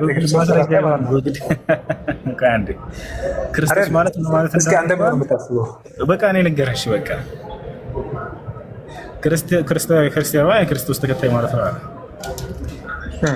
አንደኛ ኔት አድርጉት። ክርስቶስ ማለት ምን ማለት ነው? ትርጉሙ ክርስቶስ ማለት ትርጉሙ ምንድን ነው? ክርስቶስን ሳይሆን ክርስቲያን የሚለውን የፈለግነው ነው። ከሱ ጋር የተያያዘ ነው። ክርስቲያን የሚለው ክርስቶስ ከሚለው ስያሜ የመጣ ነው አይደል እንዴ? ስለዚህ ክርስቶስ ማለት ትርጉሙ ምንድን ነው? ክርስቶስ ስም መሰለኝ ለኔ ክርስቶስ የሚለው በቃ ላስረዳሽ። ክርስቶስ ማለት የተቀባ ማለት ነው አይደለ? በለው ሳይሆን ነው የተቀባ ማለት ነው። እሺ ይሄ ሃይማኖት ስም ነው የተቀባ የተቀባይ ሃይማኖት ስም እሱ የክርስቶስ ስሙ ነው። ይሄ እኮ ስለሚቀጥለው ፖርሽን የተቀባውማ በስጋው ሊሆን ይችላል። አንዴ የተቀባ የሚባል ሃይማኖት አለ። አንተ ሁሱ እንዲያው የምትባለውም እሱም የተቀባ ወይም ክርስቶስ የሚለው ስም ነው እኮ ያው አይደለም። ስም አይደለም፣ ስምም አይደለም። ስም ላይ ያለ ማን ነው? ክርስቶስ ነው የሚለው ስም አይደለም። ስም አይደለም። ክርስቶስ ማን ነው? ስም ነው ያለ በዚህ ክርስቶስ በሚለውም ኢየሱስ በሚለውም ይጠራል ነው አይደለም። ስሙ ኢየሱስ ነው። ትጸንሻለሽ፣ ወንድ ልጅንም ትወልጃለሽ፣ ስሙንም ክርስቶስ ትይዋለሽ ሳይሆን ኢየሱስ ትይዋለሽ ነው። ስሙ ኢየሱስ ነው። ክርስቶስ ግን ስሙ ነው የሚል ምንም አይነት ማስረጃ የለም መጽሐፍ ቅዱስ ላይ። ክርስቶስም ኢየሱስም ሲባል አልነበር? ተሸውዳቸዋል። በዛ ቢል የለም። ስም እኮ ምን ለውጥ አያመጣም እኮ አንተ ሁሱ ቢባል ያው ስሙ ነው ስላልከን እኮ ነው። ማስረጃ አለህ ወይ ያልኩህ ነው መጽሐፍ ቅዱስ ላይ። ለምሳሌ ቆይ እሺ፣ አሁን የሁሱ ተከታይ ቢባል አሁን ክርስቶስ የሚለው ጨርስ። አሁን ስለ ሁሱ አይደለም እያወራን ያለ ነው። አሁን እሺ፣ ስም እንዳልሆነ ማስረጃ ማምጣት አልቻልክም። ስም እንዳልሆነ እሺ፣ እኔ ደግሞ ላስረዳህ። እሺ በቃ እሺ፣ እኔ ስሙ ማተር ያደርግም መከተሉ ነው ዋናው እያልኩ እኮ ነው። ነው አይደለም፣ ስሙ ነው ስላልከን ነው እሱ። አሁንም አንተ አዳምጥ። እሺ፣ ክርስቶስ የሚለው ስም አይደለም። አንደኛ ትርጉሙን አላወቀውም ነበር። ትርጉሙን ነገርን። ይህ የተቀባ ማለት ነው። ክርስቶስ የሚለው ስም ሳይሆን ባህሪ ነው፣ መጠሪያ ነው። ያ ማለት ለእርሱ ለኢየሱስ ክርስቶስ ብቻ የተሰጠ ይመስላል። ይሄ ክርስቶስ የሚለው ስም ከኢየሱስ ውጭ ሌላ ክርስቶስ እንዳለ ታውቃለህ? አታውቅም? ቢኖርም ባይኖርም ምንም ማተር ያደርግም። እሺ ቀጥል እኮ። ስለዚህ አዲስ ነገር አይደለም። የእርሱ ባህሪ ስሙም አይደለም፣ ባህሪው የእርሱ ብቻም አይደለም። ለሌሎችም የሚውል የሆነ ተራ የሆነ መጠሪያ ነው ክርስቶስ የሚለው። እሺ መጠሪያ ነው ማለት ስም ማለት ነው አይደል? አማንክ ማለት ነው። ባህሪ ማለት ነው። ባህሪና መጠሪያ ምን አገናኘው? አንተ ስሙ ነው ያልከው። ስምና ባህሪ ይለያያሉ። አንተ መጠሪያ ነው ብለሃል እኮ። ባህሪም አለ ማለት ነው። እሺ ቀጥል። እና ለእርሱ ብቻ የዋለ ነገር አይደለም። ይሄ ለሌሎችም ፍጥረታት የዋለ መጠሪያ ነው። አይደለም ባህሪው፣ ስሙ ራሱ የሌሎች ፍጥረታቶች መጠሪያ ነው። ኢየሱስ የሚለው ስም አዲስ ለሱ የተሰጠ አይደለም። ነፍ ኢየሱሶች አሉ መጽሐፍ ቅዱስ ላይ፣ ነፍ ክርስቶሶች አሉ መጽሐፍ ቅዱስ ላይ። እና ለእርሱ የተለየ መጠሪያ አድርገው ሰዎች ይይዙታል። እንደዛ አይደለም። እና ሃይማኖት አንጻር ክርስትና የሚባለውን ሃይማኖት የደነገገ አምላክም የለም ነቢያትም ክርስትና የሚባልን ሃይማኖትን ተከተሉ ያሉበት ቦታ የለም። አለ ካልክ መጽሐፍ ቅዱስ ላይ መምጣት ትችላለባቸው። አየህ አሁን የቅድሙ እንትን ነው እዚህ ጋር መጣው። አይሁድ የሚለው ቃል ቁርአን ውስጥ የለም ያልከው አስተምሮቱ አለ ወይ ያልከው ማለት ነው። አሁን እስልምናንም አምላክ እንደሰበከና ነብያቶችን አይደለም የተጠየቀው በመጽሐፍ ቅዱስ ላይ እግዚአብሔር ወይንም ነብያት ክርስትና ሃይማኖት ተከተሉ ያሉበት ቦታ አለ የለም? አልወጣሁም አለ ወይንስ የለም? ክርስትናን መጽሐፍ ቅዱስ አያውቀውም ነው ወይ? ክርስትናን መጽሐፍ ቅዱስ አያውቀውም ስትል እባክህ የተጠየቀውን መልስ። ጊዜ ለማሳት እግዚአብሔር ከእሱ ነው የተነሳ ነው በመጽሐፍ ቅዱስ ላይ ከሁሉም መጽሐፍ ከኦሪት ዘፍጥረት እስከ ራዕይ ድረስ ክርስቲያን ሆኑ ማነው ክርስትናን ሃይማኖት ተከተሉ ብሎ ያዘዘበት ጥቅስ አለ? ወይንም ነብያቶች ክርስትናን ሃይማኖት ተከተሉ ብሎ ያዘዙበት ጥቅስ አለ? አዎ እኮ እየነገርኩህ እኮ ነው። ክርስቶስ ሳትነግረን ጥቅሱን አሳየና እንዴ ይሄን ቃል የሚገኝበት ክርስትና እኮ የቱ ጋር ከስራ ብዙ ሰዎች እንትን ልል አልችልም፣ ግን እኔ ያራለ ቦታውን እንትኑን እኮ ነው የምነግርህ። ክርስቶስ ብዙ ቦታ ላይ ተከተሉኝ በእኔ ተከተሉ ብለዋል። ሐዋርያትንም ደግሞ ወደ ዓለም ሁሉ ሂዱ ወንጌልን ስበኩ ተከታዮች አድርጉ ብለዋል እኮ። ስለዚህ ያ ማለት የቃላት እንትን እኮ ነው። ተውሂድ የሚለው የለም አስተምህሮቱ አለ ቃል ክርስቲያን የሚለው ቃል ወይ ክርስቲያን የሚለው ቃል በቃል ባይደል ቃሉ አለ። ተውሂድ የሚለው የለም አላልኩህም። ለምን ትልቅ ሰው ትመስለኛለህ? ደብል ስታንዳርድ ነው የምታወራው ነገር አለ። ተውሂድ የሚለው ቃል በቃል እንትን ውስጥ ነው ያልከው ማለት ሐዲስ ውስጥ ነው ያልከው፣ ቁርአን ውስጥ የለም። ከማን ነው የመጣው አልኩህ? ስለዚህ ሐዲስ ከማን ነው የመጣው መሆኑን እዚህ ጋር ማለት መጽሐፍ ቅዱስ ሐዲስ ከየት ነው የመጣው አልኩህ? ቁርአን ውስጥ የለም። እኔ ቁርአን ውስጥ እኮ ነው የፈለኩት። ቁርአን ሐዲስ ልዩነቱ ምንድን ነው? ስለዚህ ደብል ስታንዳርድ ነው። አንተ የማታደርገው ነገር ሌላ ሰው እንዲያደርግ እና ትልቅ ሰው አይደለህ እንዴ? ሐዲስ ከየት ነው የመጣው አልኩህ? ትልቅ ሰው ሆነ በምን አወቅ? ትልቅ ሰው መሆኔ በምን በቃ አወቅ? ትንሽ ሰው ነህ። እሺ ችግር የለውም። አሁን ሀዲስ ከየት ነው የመጣው? እዛው ላይ ውሸት እኮ ነው። እ ውሸት እኮ ነው የምታወራው። ትልቅ ሰው መሆኔ በምን ታውቃለህ አንተ? ምንም ማድረግ አይቻልም። እሺ ክርስቲያን አለ ክርስትናን ሃይማኖት እግዚአብሔር ክርስትናን ሃይማኖት ተከተሉ ያለበት ቦታ ልክ እንዲሁ ነቢያቶች ክርስትናን ሃይማኖት ተከተሉ ያሉበት ቦታ የለም መጽሐፍ ቅዱስ ላይ። ይሄን ጠይቋቸው መምህሮቻቸው መልስ የለም። እሺ እኔ ጋር ሶላት ጁሙዓ እየደረሰ ነው። ማሄር ትቀጥላለህ? ይመቻል። ነገም ጁሙዓ ደርሷል። እሺ ልትወጣ ነው? ኦኬ አንድ 10 ደቂቃ ግን አለኝ። ቀጥል ማሄር። መጠየቅ ይቻላል? ጠይቅ። እሱ ሚውት አድርገው። ኦኬ ጠይቅ አበበ።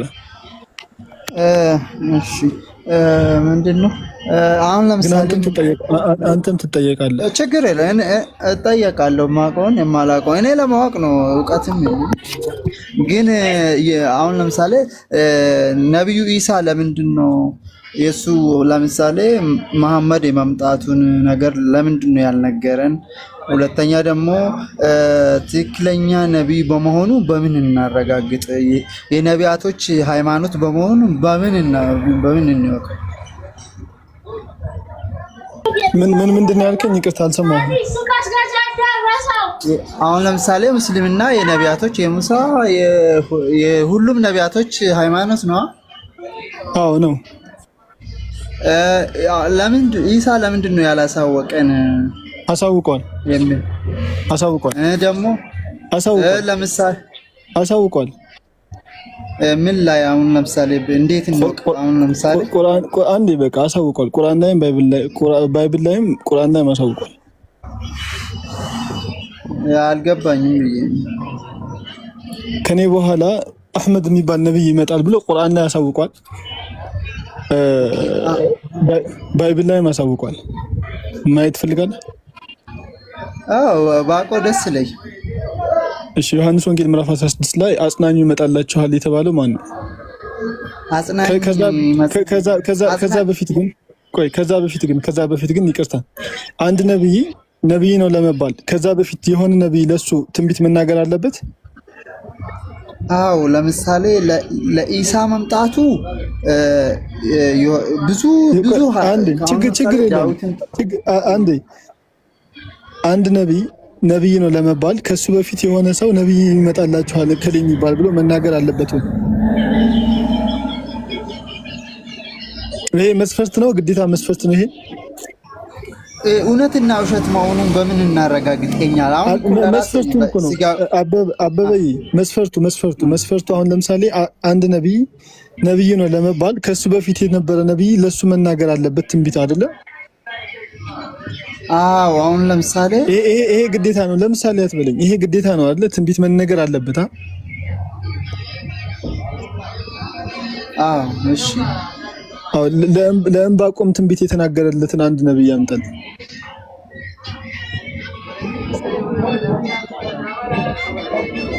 ተው እምባቆምን ተው። ለሙሴ ትንቢት የተናገረለት ሙሴ የሚባል ነብይ ይመጣል ብሎ ትንቢት የተናገረለትን አንድ ነብይ ከሱ በፊት የነበረ ንገረኝ።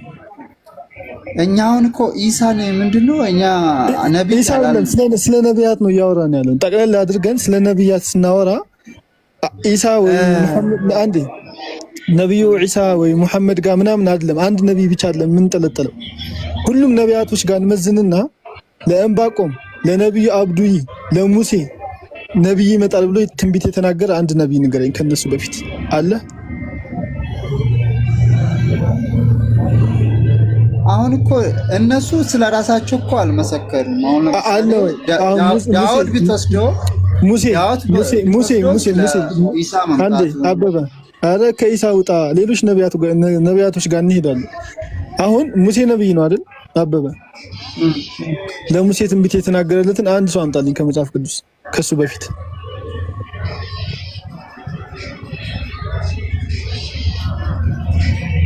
የለህም? እሱን አለ ስለዚህ መስፈርት ሊሆን አይችልም። አንተ እኮ ነው መስፈርቱን ያልከው። ነብይ አንድ ነብይ ሌላ ነብይ ትንቢት ካልተናገረለት ነብይ አይሆንም አልክ። እንደዛ ከሆነ መጽሐፍ ቅዱስ ላይ ያሉ ነቢያቶችን በሙሉ ገደል ትከታቸዋለህ። ሁሉንም ነቢያቶች አይደለም እኮ አሁን ኢሳን እኛ ነብይ እያልን አይደለም። እናንተ አሁን ለምሳሌ ኢሳ ነብይ አይደለም? ኢየሱስ ነብይ አይደለም? አዎ እሱ የእግዚአብሔር ቃል ነው አይደለም? ነብይ አይደለም? ኢየሱስ ነብይ አይደለም? ዮሐንስ ነብይ የሚለው አለ ግን ቆይ ነብይ የሚልም አለ ግን ዮሐንስ ወንጌል ላይ ነብይ በገዛ ሀገሩ አይከበርም ሲል ምን ማለት ነው? ኢየሱስ ነብይ አዋቂ ወይም ደግሞ ነብይ ማለት ወደፊቱን የሚያውቅ ማለት ነው። ነብይ ነው አይደለም? ኢየሱስ ነብይም ነው ታዲያ አይደለም ለምን ትላለህ? አይደለም ብለሃል። ስለዚህ አሁን አይደለም እሱ እኮ የአምላክ ልጅ ነው። ለምን አልጠየቁም? ኦርቶዶክስ ነው አይደል አንተ? አዎ ኦኬ። በኦርቶዶክስ እንደውም ኢየሱስ ክርስቶስ ፍጡር ነው አይደለም? ፈጣሪ ነው ንብሎ ፍጡር እስመ ውእቱ ተወልደ በስጋ በሴት ከሴት በስጋ ስለተወለደ ፍጡር እንለዋለን። ትቀበለዋለህ? እሱ ሳይሆን አሁን እኮ እኔ አሁን እሺ በምን እንመነው? አሁን ነብዩ መሐመድን እውነተኛ ነብይ ለመሆን በምን እንቀበለው? እኔ ያልገባኝ ነው። በቃ አሁን መስፈርትህን ትተኸዋል። ትንቢት መነገር አለበት ምናምን የሚለውን መስፈርት ትተኸዋል አይደል? በዚህ እንስማማለን። ግዴታ እኔ አሁን ለምሳሌ እኔ አሁን 3 ሰው አሁን ለምሳሌ እኔ ፍርድ ቤት ብታቀርበኝ 3 ሰው እስከሚመሰክርብኝ ድረስ ማን ወደ ቅጣቱ አልሄድም። እንደዛው ለሙሴ ትንቢት የተናገረ ነብይ አምጣ በራስ መስፈርት። አሁን አይደለም ወደ እውነተኛው ነው እንጂ አሁን ላይ እኔ ለክርክሩ አልመጣሁትም። ለምን መሰለህ ቤዝ ነው አበበዬ። ምን አለ መሰለህ የሆነ ቤዝ ስታስቀምጥ አሁን ለምሳሌ ነብዮች ትንቢት መነገር አለበት ነብይ ካልሆነ ግን ነብይ አይሆንም ካልክ መጀመሪያ አንተ ያመጣኸው አንተ ነብይ ነው የምትለውን አካል አውተንቲክ ማድረግ አለብህ። አንተ ያዝከውን ነብይ አውተንቲክ ሳታደርግ ወይ ደግሞ ሳታረጋግጥ ሌላን ለመውቀስ አትሄድም። አሁን ለምሳሌ አንተ ነብዩ መሐመድ ሰለላሁ ዐለይሂ ወሰለም ትንቢት ሳልተነገረላቸው ነብይ አይደሉም ካልክ እንግዲያውስ ለሙሴ ትንቢት የተናገረ፣ ለነብዩ አብዲ ትንቢት የተናገረ፣ ለአብርሃም ትንቢት የተናገረ፣ ለእንባቆም ትንቢት የተናገረ አምጣልሃል። መጀመሪያ አንተ መጽሐፍ ላይ ያለውን አውተንቲክ ታደርጋለህ። አይ ካልሆነ ደግሞ መስፈርቱ ግድ አይደለም ሌላ መመዘኛ እናምጣ ብለን ወደ ሌላ መመዘኛ እናልፋለን። ተግባባን? ተረዳኸኝ? እኔ እሱ አልጋ አሁን ለምሳሌ እሺ ሙስሊም ከመጀመሪያውኑ ከአዳም ጀመረ ነው የምትለው? አዎ ሙስሊም ማለት ምን ማለት ነው? ገና ከስሙ ምን ማለት ነው? ሙስሊም ማለት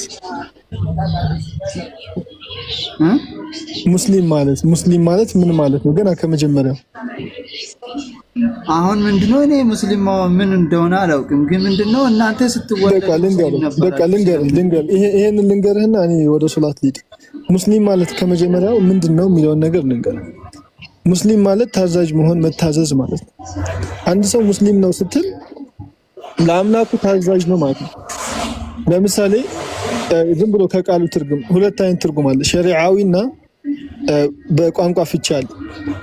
ሸሪዓዊ ፍቺው ኢስላም ማለት መታዘዝ፣ መገዛት፣ ራስን ለአንድ አምላክ ማስገዛት ነው። ሙስሊም ስትሆን ደግሞ ለአንተ ስፔሲፊክ ለአንተ ለግል ሲሆን የታዘዘ ወይም እጅ የሰጠ ማለት ነው። ስለዚህ አንድ አምላኩ የሚታዘዝ ሰው ሚዩት አድርጎ ድምፅ አለ አበበ ድምፅ አለ። አንድ አምላኩን የሚታዘዝ ሰው ወይ ለአምላኩ የሚገዛ ሰው ምን ይባላል? ሙስሊም ይባላል። ይሄ ቋንቋዊ ፍቺ ነው። ለምሳሌ አሁን አንተ አንድ ነብይ የሆነ ነብይ ሙስሊም አልነበረም ካልክ አምላካችን አላህ በቁርአን በምዕራፍ 22 ቁጥር 34 ላይ አንድ ነገር ያስቀምጣል። ምን አለ? አምላካችሁም አንድ አምላክ ብቻ ነው፣ ለእርሱም ብቻ ታዘዙዋል። እዚህ ጋር ታዘዙ ለሚለው ቃል የገባው አስሊሙ ነው። ሰው ሙስሊም መሆን ማስለም ማለት መታዘዝ ማለት ነው። ሰለመ ወይ ደግሞ ታዘዘ ማለት ነው። አሁን አንተ መተህ ነቢያቶች ሙስሊም አልነበሩም ካልክ ነቢያቶች አንዱን አምላክ አይታዘዙም ነበር፣ አንዱን አምላክ ያምጹት ነበር እያልክ አምላካችን አላህ በሱረቱል በቀራ ቁጥር 131 ላይ ኢዝ ቃለ ለሁ ረቡሁ አስሊም ቃለ አስለምቱ ሊረቢል ዓለሚን፣ ጌታውም ለእርሱ ታዘዝ ባለው ጊዜ መረጠው፣ ለዓለማት ጌታ ታዘዝኩኝ አለ። እዚህ ጋር መታዘዝ ለሚለው የገባው ቃል ሙስሊም አስሊም ነው። ሙስሊም መሆን ማለት መታዘዝ ማለት ነው። በሱረቱል በቀራ ቁጥር 132 ላይ እናንተ ሙስሊሞች ናችሁ እንጂ አትሞቷል። ሰው ሙስሊም ሆኖ መሆን ማለት ታዛዥ ሆኖ መኖር ወይ ደግሞ ታዛዥ መሆን ለአንድ አምላክ መገዛት ማለት ነው። ሁሉም ነቢያቶች ሙስሊም ነበሩ ወይ በእስልምና ለሚለው ወደዛ እንመጣለን። ዲፕም ስለሆነ ችግር የለም። ሙሳ፣ አብርሃም፣ ዮሴፍ ሁሉም ነቢያቶች ሙስሊም ነበሩ። ሁሉም ነቢያቶች ሙስሊም ነበሩ። ሁሉም ነቢያቶች ማለት ምን ማለት ነው? ለአምላካቸው ታዛዥ ነበሩ ማለት። ለምሳሌ ኢብራሂም ወይ ደግሞ አብርሃም ሙስሊም ነበር። በሱረቱል ኢምራን ቁጥር 67 ላይ ማካነ ኢብራሂም አለ። ኢብራሂም እኮ አልነበረም ይሁድም ክርስቲያንም አልነበረም፣ ግን ወደ ቀጥተኛው ሃይማኖት የተዘነበለ ሙስሊም ነበር። ሰው ሙስሊም መሆን ማለት መታዘዝ ማለት ነው። አበባለ እኔ አሁን ለምሳሌ እስቲ ሱራ ከፍተ ትነግረኝ ይሁን 39:12 እስቲ አውጣና አረ ቆይ ወደሱ እንሄዳለን። መጀመሪያ እዚህ ላይ ጨርስ። ይሄ እዚህ ጋር በቋንቋ አንፃር ሙስሊም ማለት ምን ማለት ነው ብያለሁ? መታዘዝ ነው። ሙስሊም ማለት መታዘዝ ማለት ነው፣ ወይ ደግሞ ለአንድ አምላክ የሚታዘዝ ነው ብያለሁ አይደል? አሁን እኔ ለምሳሌ አበበ ሙስሊም ነው ብል ችግር አለው?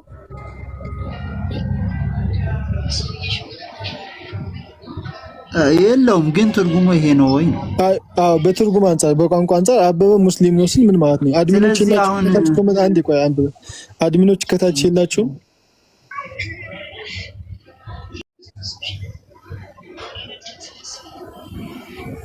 አድሚኖች የላችሁም አይደለም? አይ ሙስሊም ማለት እኔ የማውቀው አለን የሚከተል ማለት ነው።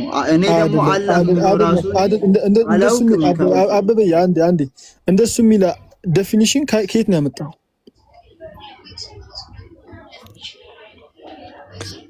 እኔ ምንድነው አሁን ባጭሩ እኔ ለኔ ጥያቄ የሆነልኝ ያው ለክርክር ብለህ እንዳትወስድ።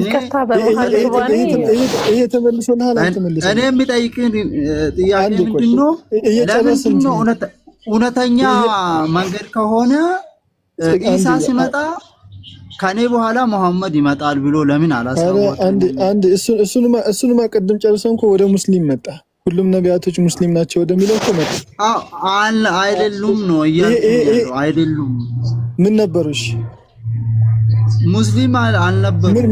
ምን ነበሩ? ሙስሊም ሲጀመር የተጀመረ ከነብዩ መሐመድ ወዲህ ነው እንጂ ከዛ በፊት አለ ብትላለህ አንተ። አበበ ተናደሃል፣ ትንሽ ተቆጣ። ምን ነበሩ? እናደዳለሁ እኔ ያለው እውነቱን ነው እየነገርኩህ። ምን ነበሩ? አሁን ለምሳሌ እስቲ ሱራ 39:12 አውጣና አንብብ እስቲ። ምን ይላል? ነብዩ መሐመድ የመጀመሪያ የሙስሊም ነብይ በመሆኑ ይላል። እስቲ አንብብ አውጣና። እኔ ጋር የለም መጽሐፍ። አንብበው ያመጣኸውን ቃል በቃል ሸምድጄዋል።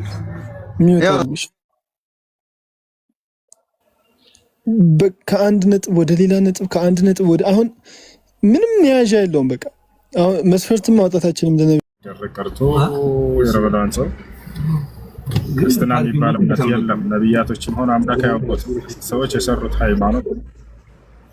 ስለዚህ በመጽሐፍ ላይ የትኛው ቦታ ላይ እግዚአብሔር ክርስትና የሚባል ሃይማኖት ለሰዎች አልደነገገም፣ ነቢያቶችም አላስተማሩም። ይሄ ነው። ካላመናችሁ ኤፍሬም ከላይ ይነግራቸዋል። ኤፍሬም አንድ የሚተናሻውና ይሄን እውነት ንገራቸው። ክርስትና የሚባል አምላክ ማን ነው? መጽሐፍ ቅዱስ ላይ እግዚአብሔርም ሆነ ነቢያቶች ክርስትና እንዳላስተማሩ ንገራቸው። ኤፍሬም አለ ሁሉ ሸበካው ዝማሬ ሸበካ ይሰማል። ያኔ ክርስትና ማለት ሁሱ አንደኛ የሰው ልጅ እንደሚያመልኩ አምናለሁ። እኔም ክርስቲያን ነበርኩኝ። አሁን ወላሂ አልሐምዱሊላህ አላህ ሙስሊም ወደ ቀጥተኛው መንገድ ስለመራኝ አልሐምዱሊላህ። ያኔ ክርስትና አሁን ለምሳሌ ሁሉም እግዚአብሔርም ሆነ ማንኛውም የሚሉት ፈጣሪያቸው ማለት ነው። አንደኛ እሱም የሰው ልጅ ሆነ እንዴት የሰው ልጅ ሰው እንዴት ያመልከዋል? አንደኛ ጭንቅላት ጥያቄ ማለት ነው። ሁለተኛ ያኔ ማለት አንድ ፈጣሪያቸውን ደግሞ የሆነ ስለት ምናምን እያሉ ልጄ እንደዚህ አረግልኝ ካረክልኝ ይሄ እንደዚህ አረግልሃለሁ ይላል። ያን በዛ ያንን አላህ ሸይጣንም ሆነ ማንኛውም ነገር ያረግ ያ ሸይጣን የተገበረ ስራውን ማለት ነው። مرحبا تكل كون ደስታ سبحانه وتعالى መራህ እንደም ጀዛከላሁ ኸይራ። እሺ ኮሜንት ላይ ሚረር እየጠየቀች ነው ወንድም ሴት والله አለም ነብዩ አስኪንግ አይሁድ ኤንድ ስታርቲንግ ይላል ረመዳን ጾም። ነብዩ ሰለላሁ ዐለይሂ ወሰለም አይሁዶችን ጠይቀው አይደለም ስለ ረመዳን ጾም የጀመሩት። አያችሁ እንዴት እንደሚዋሹባችሁ። ቢያንስ ጠይቋቸው ማስረጃ እንዲህ ሲሏችሁ አላህ ሱብሓነሁ ወተዓላ በቀጥታ በቁርአን ላይ ስላዘዘ ነው የረመዳንን ጾም ነብዩ ሰለላሁ ዐለይሂ ወሰለም የጀመሩት። አይሁዶችን ጠይቀው የረመዳንን ጾም ጀመሩ የሚል የለም በፍጹም። ነገር ግን ከአይሁድ ጋር ያወሩት ነገር አለ ወይ? ስለ ሌላ ጾም ነው እሱ። ወጣችኋል አይደል? እፎይ ጋር ለምን አትመጣም? ይዘውና ሂድና እስኪ ጀግንነትህን ከሙስሊሞች ቤት ገብተህ አሳየና አንድ ቀን በሉት። ሞትና ትንሳኤውን ነው የማሳይልህ። ፉከራ አይደለም፣ እውነታ ነው የምነግርህ። ከዚህ በፊት እኔ ጋር ተገናኝቶ ነበር እንደለመደው እናንተን እንደሚሸውድ ነቶ በውስጥ ተገናኝቶ ለተናገረው ንግግር ከፍተህ ማስረጃ አውጣና አሳይ ስለው ጊዜ ማሳየት አልቻለም። ተሳድቦ ሄደ። ነብዩ መሐመድ እንዲል አድርግልህ ብሎ ሄድና ይዛችሁት ጎትታችሁ እንደምንም ለምናችሁ እባክህ አንድ ቀን እስኪ ሙስሊሞች ቤት ገብተህ አንተ ቤት እየመጡ ሰዎች ጠየቁ፣ አየን ጀግንነትሽን ሂድና ሙስሊሞች ሁሴን ቤት አንዴ ግባና እኔ እስኪ አንዴ ጀግንነትን አሳየን ማለት አድርሱለት። ክርስቲያኖች ላይ ነገር ሪከርድ አድርጋችሁ እዚህ የመጣ ቀን ፍጻሜውን ነው የማሳይላችሁ። ድጋሚ ቲክቶክ አይገባም። አሁን ወደ መልሱ ላሳያችሁ። አላህ ቃል በቃል በቁርአን ላይ ስላዘዘ ነው እንጂ የረመዳንን ጾም ጾሙ ብሎ ነብዩ ሰለላሁ ዐለይሂ ወሰለም ጾም የጀመሩት አይሁዶችን ጠይቀው አይደለም። እሺ ውሸት እያለ ነው። ወላሂ ውሸቴን አይደለም እኮ በቃ አሁን አንተ ጋር አይደለም ከኔ ጋር ነበር ማስረጃ ተሰርቦ ነው የሄደው። ሁሱና እፎይ ብላችሁ ሰርች አድርጉ እና ይመጣላችኋል። ክርስቲያኖች እንዴት እንደሚዋሹባችሁ ሁሱና እፎይ ብላችሁ ሰርች አድርግና ሂድ ተመልሰህ ውሸቴን ከሆነ ታገኘዋለህ። ውሸታም ብለህ ጻፍልኝ እንደገና ቦስ እየነገርኩህ ነው። እየጨረሱ ነው። ሰርች ማድረጊያው ላይ ሁሱና እፎይ ያወሩት ወይንም የተወያዩት ብለህ በቃ ችግር የለም ጠብቀኝ። ለዛ ለኔቸው ወይዛኔ ያስደስታል። ሂዱና ውሸት ከምትሉ ነው ሄዳችሁ ነገርኳችሁ እኮ ሰርች አድርጉ ክርስቲያኖች። ችግር የለም ውሸት እያለ ይደጋግማል። ተመልከት እየነገርኩህ ውሸት እያለ የሚያወራው አብዛኛው ከ100% ክርስቲያኖች ማስረጃ የላቸውም። ያው ወላሂ ስራቸው እንግዲህ ሌላ አሁን እምነት ላይ ሆኜ ማለት ነው ቄሶች የሚያደርጉት በክርስትና እምነት ላይ መናገር ማለት ነው። ቄሶች የሚያደርጉት ነገር አለ። ለምሳሌ እሺ ያኛ ክርስቲያን ሆነ እዚህ ጋር እየመጣ የሚሳደበው አብዛኛው ያ አይደብርህም ስትዋሽ? አንዴ ወንድሜ ወላሂ እኔ አልዋሸሁም። ዋሽታል። አንተ ሲገባባ አልወጣም እንደ አንድ ቀን እንደምን እዚህ ጋር እንትን ትላለህ? አንድ ቀን ሲገባብህ ዋሽተሃል ከምትል ሂድና ሰርች አድርገህ ያወራነው አለ። ሂድና ነቢዩ መሐመድን እንዲል አድርግልህ ብሎ ተሳድቦ እንደሄደ ታገኛለህ። እዚያ አይ አልተሳደበም። አንተ አትዋሽ። እንደዚህ ዚጋውን ለምን አሁን አገባም ታዲያ? እሺ ያለው ምን አሁን ለምን አገባም? ያመቻችልሃል እሱ። አንዴ አዳምጥ፣ ያመቻችልሃል። ለምን አገባም? አዳምጥ፣ ረጋ በል። ወንድ ልጅ ነህ አይደለ? ሰከን ትንበቅበቅ። አይ አትዋሻ። በቃ ለምን ትዋሻለህ? ያዘጋጅልሃል። ግባ፣ ሂድና እሱን ግባ ሁሴን ቤት በለው። እኔ እጠብቀዋለሁ። ሂድ፣ ወላሂ እጠብቀዋለሁ። ሂድና አንተ ቤት እየመጡ ሙስሊሞች እንደሚያወሩት አንተ ሂድና ሙስሊሞች ቤት ገብተህ አሳየን በሉት እስኪ። አንድ ቀን በህይወቱ ደፍሮ ሙስሊሞች ቤት ገብተህ ያውቅም? ከዚህ በላይ ፈሪነት አለ?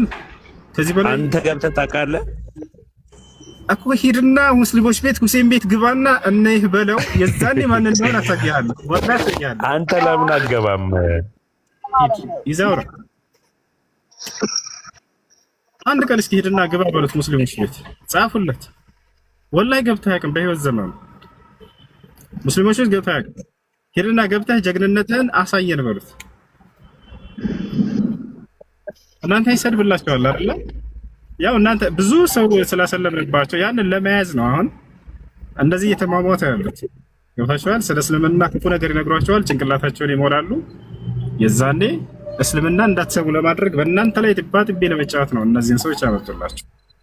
ይሄን እያደረገች ያላችሁ ማለች ማህበረ ቅዱሳን ብለው ራሳቸውን የሚጠሩ ማህበረ እርኩሳኖች ናቸው። ገብታችኋል አይደለ?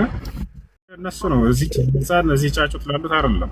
ነገር ግን ማህበረ ቅዱሳኖች ትሰማላችሁ፣ ይደርሳችኋል መልእክታችን። በደንብ አዳምጡ፣ በደንብ አዳምጡ።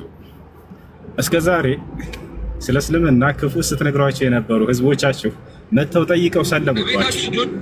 በዚህ ስትናደዱ እንዲህ አይነት ልጆችን አመጣችሁ፣ የሌለ ገንዘብ እየከፈላችሁ አይደለ? ወደፊት እነዚህ ደግሞ ክፉ የሚነግሯቸው ሰዎች መተው ሙስሊሞችን መጠየቃቸው አይቀርም። ያው ውሸት መሆኑን የሚነግሯቸው እየነገርንባቸው ነው፣ እያስረዳንባቸው። መጥቶ ማንኛውም ክርስቲያን ገብቶ እዚህ መጠየቅ ይችላል፣ ማውራት ይችላል፣ ሙሉ መብት አለው። የሚነግሯቸው ሁሉ ውሸት እንደሆነ ትረዳላችሁ። የዛኔ ዳግም እነዚህ ክፉ የምትጭኗቸው ልጆች ሲረዱ ጊዜ እውነትን ይሰልሙባቸዋል። ይሄ ነው ማንኛውም ክርስቲያን እንዲህ አይነት ውሸታም ዲያቆኖች የሚነግሯችሁ ጥያቄ ካላችሁ፣ የሚነግሯችሁ እውነት መስሎ የታያችሁ ካላችሁ ስለ ኢስላም ገብታችሁ መጠየቅ ትችላላችሁ። በሩ ክፍት ነው። ክርስቲያን አለ 3 ቁጥር ይጻፍና ይግባ። ኑ ግቡ። ማን ሰው ኮሜንት ላይ እንዳትመላለሳችሁ አውቄ ዝም የምላችሁ ክርስቲያኖች ግቡ። አና ገስት ላይ የላኩ ካሉ አስገባቸው። ከሚነግረን መካከል አንድ እውነት አለ ካላችሁ እኔ እቀጣለሁ። ወላሂ ላይ ነገሩ ና እያንዳንዱ ክርስቲያን አስገባቸው።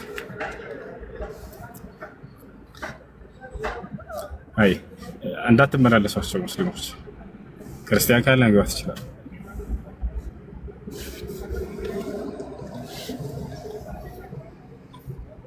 አያችሁ አይገቡም። ምክንያቱም የሚነገራቸው እውነት እንዳልሆነ ስለሚያውቁ፣ ውሸት እንደሆነ ስለሚያውቁ።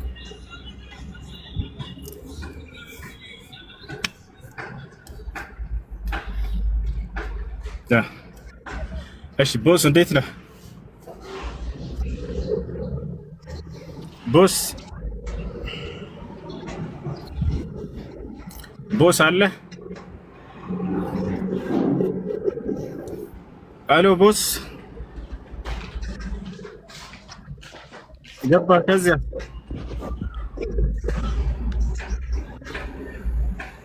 ይወት አደረክ ገብተህ። ቀደም ግን ኮሜንት ላይ ውሸታም እያለ ሲጽፍ የነበረው አንደኛ ነው።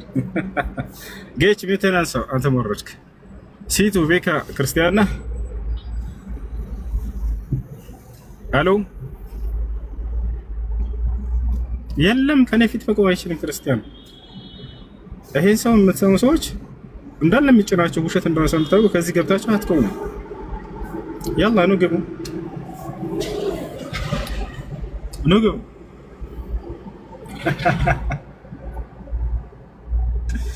ወይኔ ወይኔ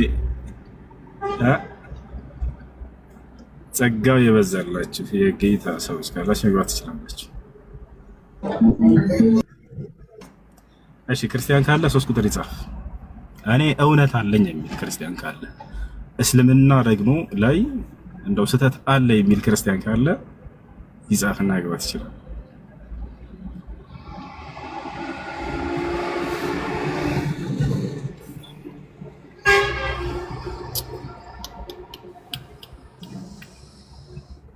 እሺ ቢለን ሰላም ቢለን አለሽ? ቢለንም ወርዳለች። ቦስ አሎ ቦስ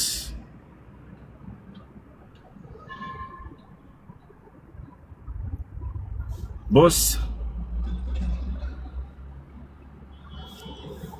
يلا مشي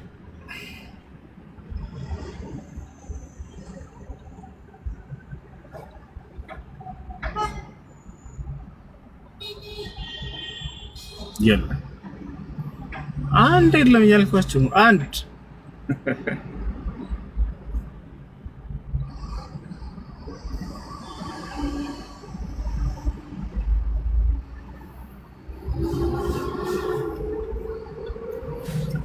ኢነሁ የውሙል ጁምዓ።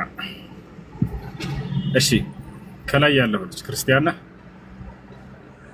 አዎ ነኝ። ሰላም ነው፣ እንዴት ነህ? ሰላም ነው አለን። ጥያቄ አለ? አዎ ለመጠየቅ ነበር የገባሁት። እሺ ጥያቄ ምንድን ነው?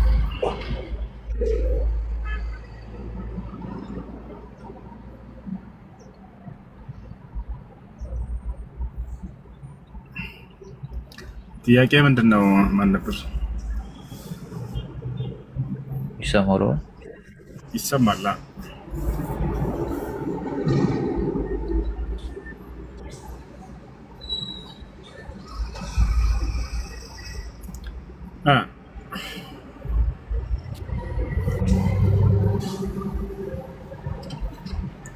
ሄሎ አሁን አይሰማም? ድምፅህ ነው? ኔትወርክ ነው።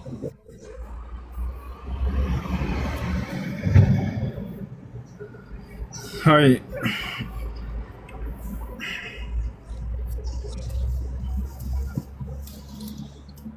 ኔትወርክ ነው። እሺ ስለ ሐዲስ እና ቁርአን ልዩነት ምንድን ነው? እሺ ስለ ሐዲስ እና ስለ ቁርአን ልዩነት አይደለ? አዎ። እሺ ቁርአን ቃሉም መልእክቱም ከአላህ ዘንድ የሆነ መለኮታዊ ራእይ ሲሆን ሐዲስ መልእክቱ ከአላህ ዘንድ ቃሉን ግን ነብዩ ሰለላሁ ዐለይሂ ወሰለም እንዲናገሩት የተገለጠላቸው ራእይ ነው። ይሄ ነው። ስለዚህ አንድ የሚያደርጋቸው ምንድን ነው ከተባለ ቁርአንም ሐዲሱም መልእክታቸው ከአላህ ዘንድ ነው። ነገር ግን ቁርአንን አላህ ሱብሓነሁ ወተዓላ ቃል በቃል ተናግሮታል። ሐዲስን ግን አላህ ሱብሓነሁ ወተዓላ ሳይሆን እንዲናገረው የተናገረው ነብዩ ሰለላሁ ዐለይሂ ወሰለም ራእዩን አላህ ገልጦላቸው እርሳቸው እንዲናገሩት የተደረገ የሆነ ቃል ይሄ ነው። እሺ ረዳቱ ነኝ አልከኝ። አመሰግናለሁ። አይ መቃወል ሊራገፍልን ነው።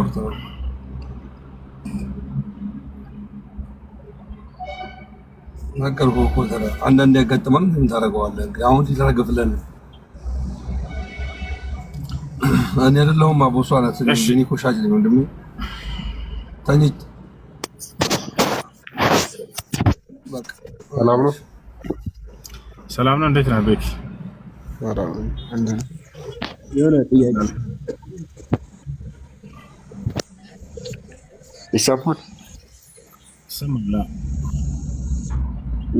እሺ አሁን እኔ አላቅም፣ ግን ተሳስተው ከነገሩኝ እስኪ ያው ከተሳሳትኩ እንትን ታርመኛለህ ብዬ ነው። እሺ አይ ቲንክ ቁርአን ላይ ኢሳ ተመልሶ ይመጣና ይፈርዳል ምናምን ነገር አለ መሰለኝ አይደል? ይፈርዳል ሳይሆን ሰዎችን ያስተዳድራል ነው። ልክ የሀገር መንግስት ሰዎቹ እንደሚያስተዳድረው በዚያ መልኩ መሲሁ ዒሳ ይመጣል። የዚች ዓለም መሪ ይሆናል፣ ያስተዳድራል። የሚያስተዳድረውም የሚመራውም ሰዎችን በአላህ ቃል በቁርአንና በነቢዩ ሰለላሁ ዐለይሂ ወሰለም ሐዲስ አንድ የነብዩ ሰለላሁ ዐለይሂ ወሰለም ተከታይ ሆኖ ይኖራል። በዚች ምድር ላይ በእርሳቸው ህግና ስርዓት ይመራል፣ ሰዎችን ይመራል። ያ ነው።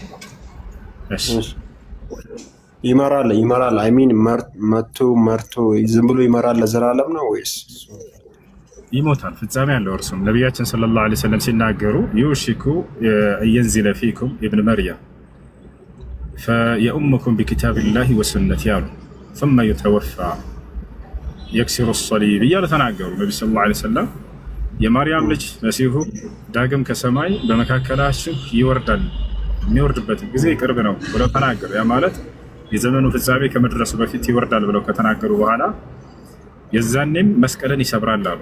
ማለት እርሱ ተገድሏል ተሰቅሏል ብለው የተናገሩ ሰዎች ስህተት መሆኑን ያስረዳቸዋል። ይህንን አመለካከት ከሰዎች ላይ ያነሳል። ከዚያም በኋላ ሰዎችን ወደ አላህ ዲን ወደ ኢስላም ይጠራቸዋል። በእርሱ ዘመን ከኢስላም ውጭ ሌላ ማንም ሃይማኖትም አይኖርም እያሉ ተናገሩ። ከዛ እንደ ማንኛውም ሰው ይሞታል።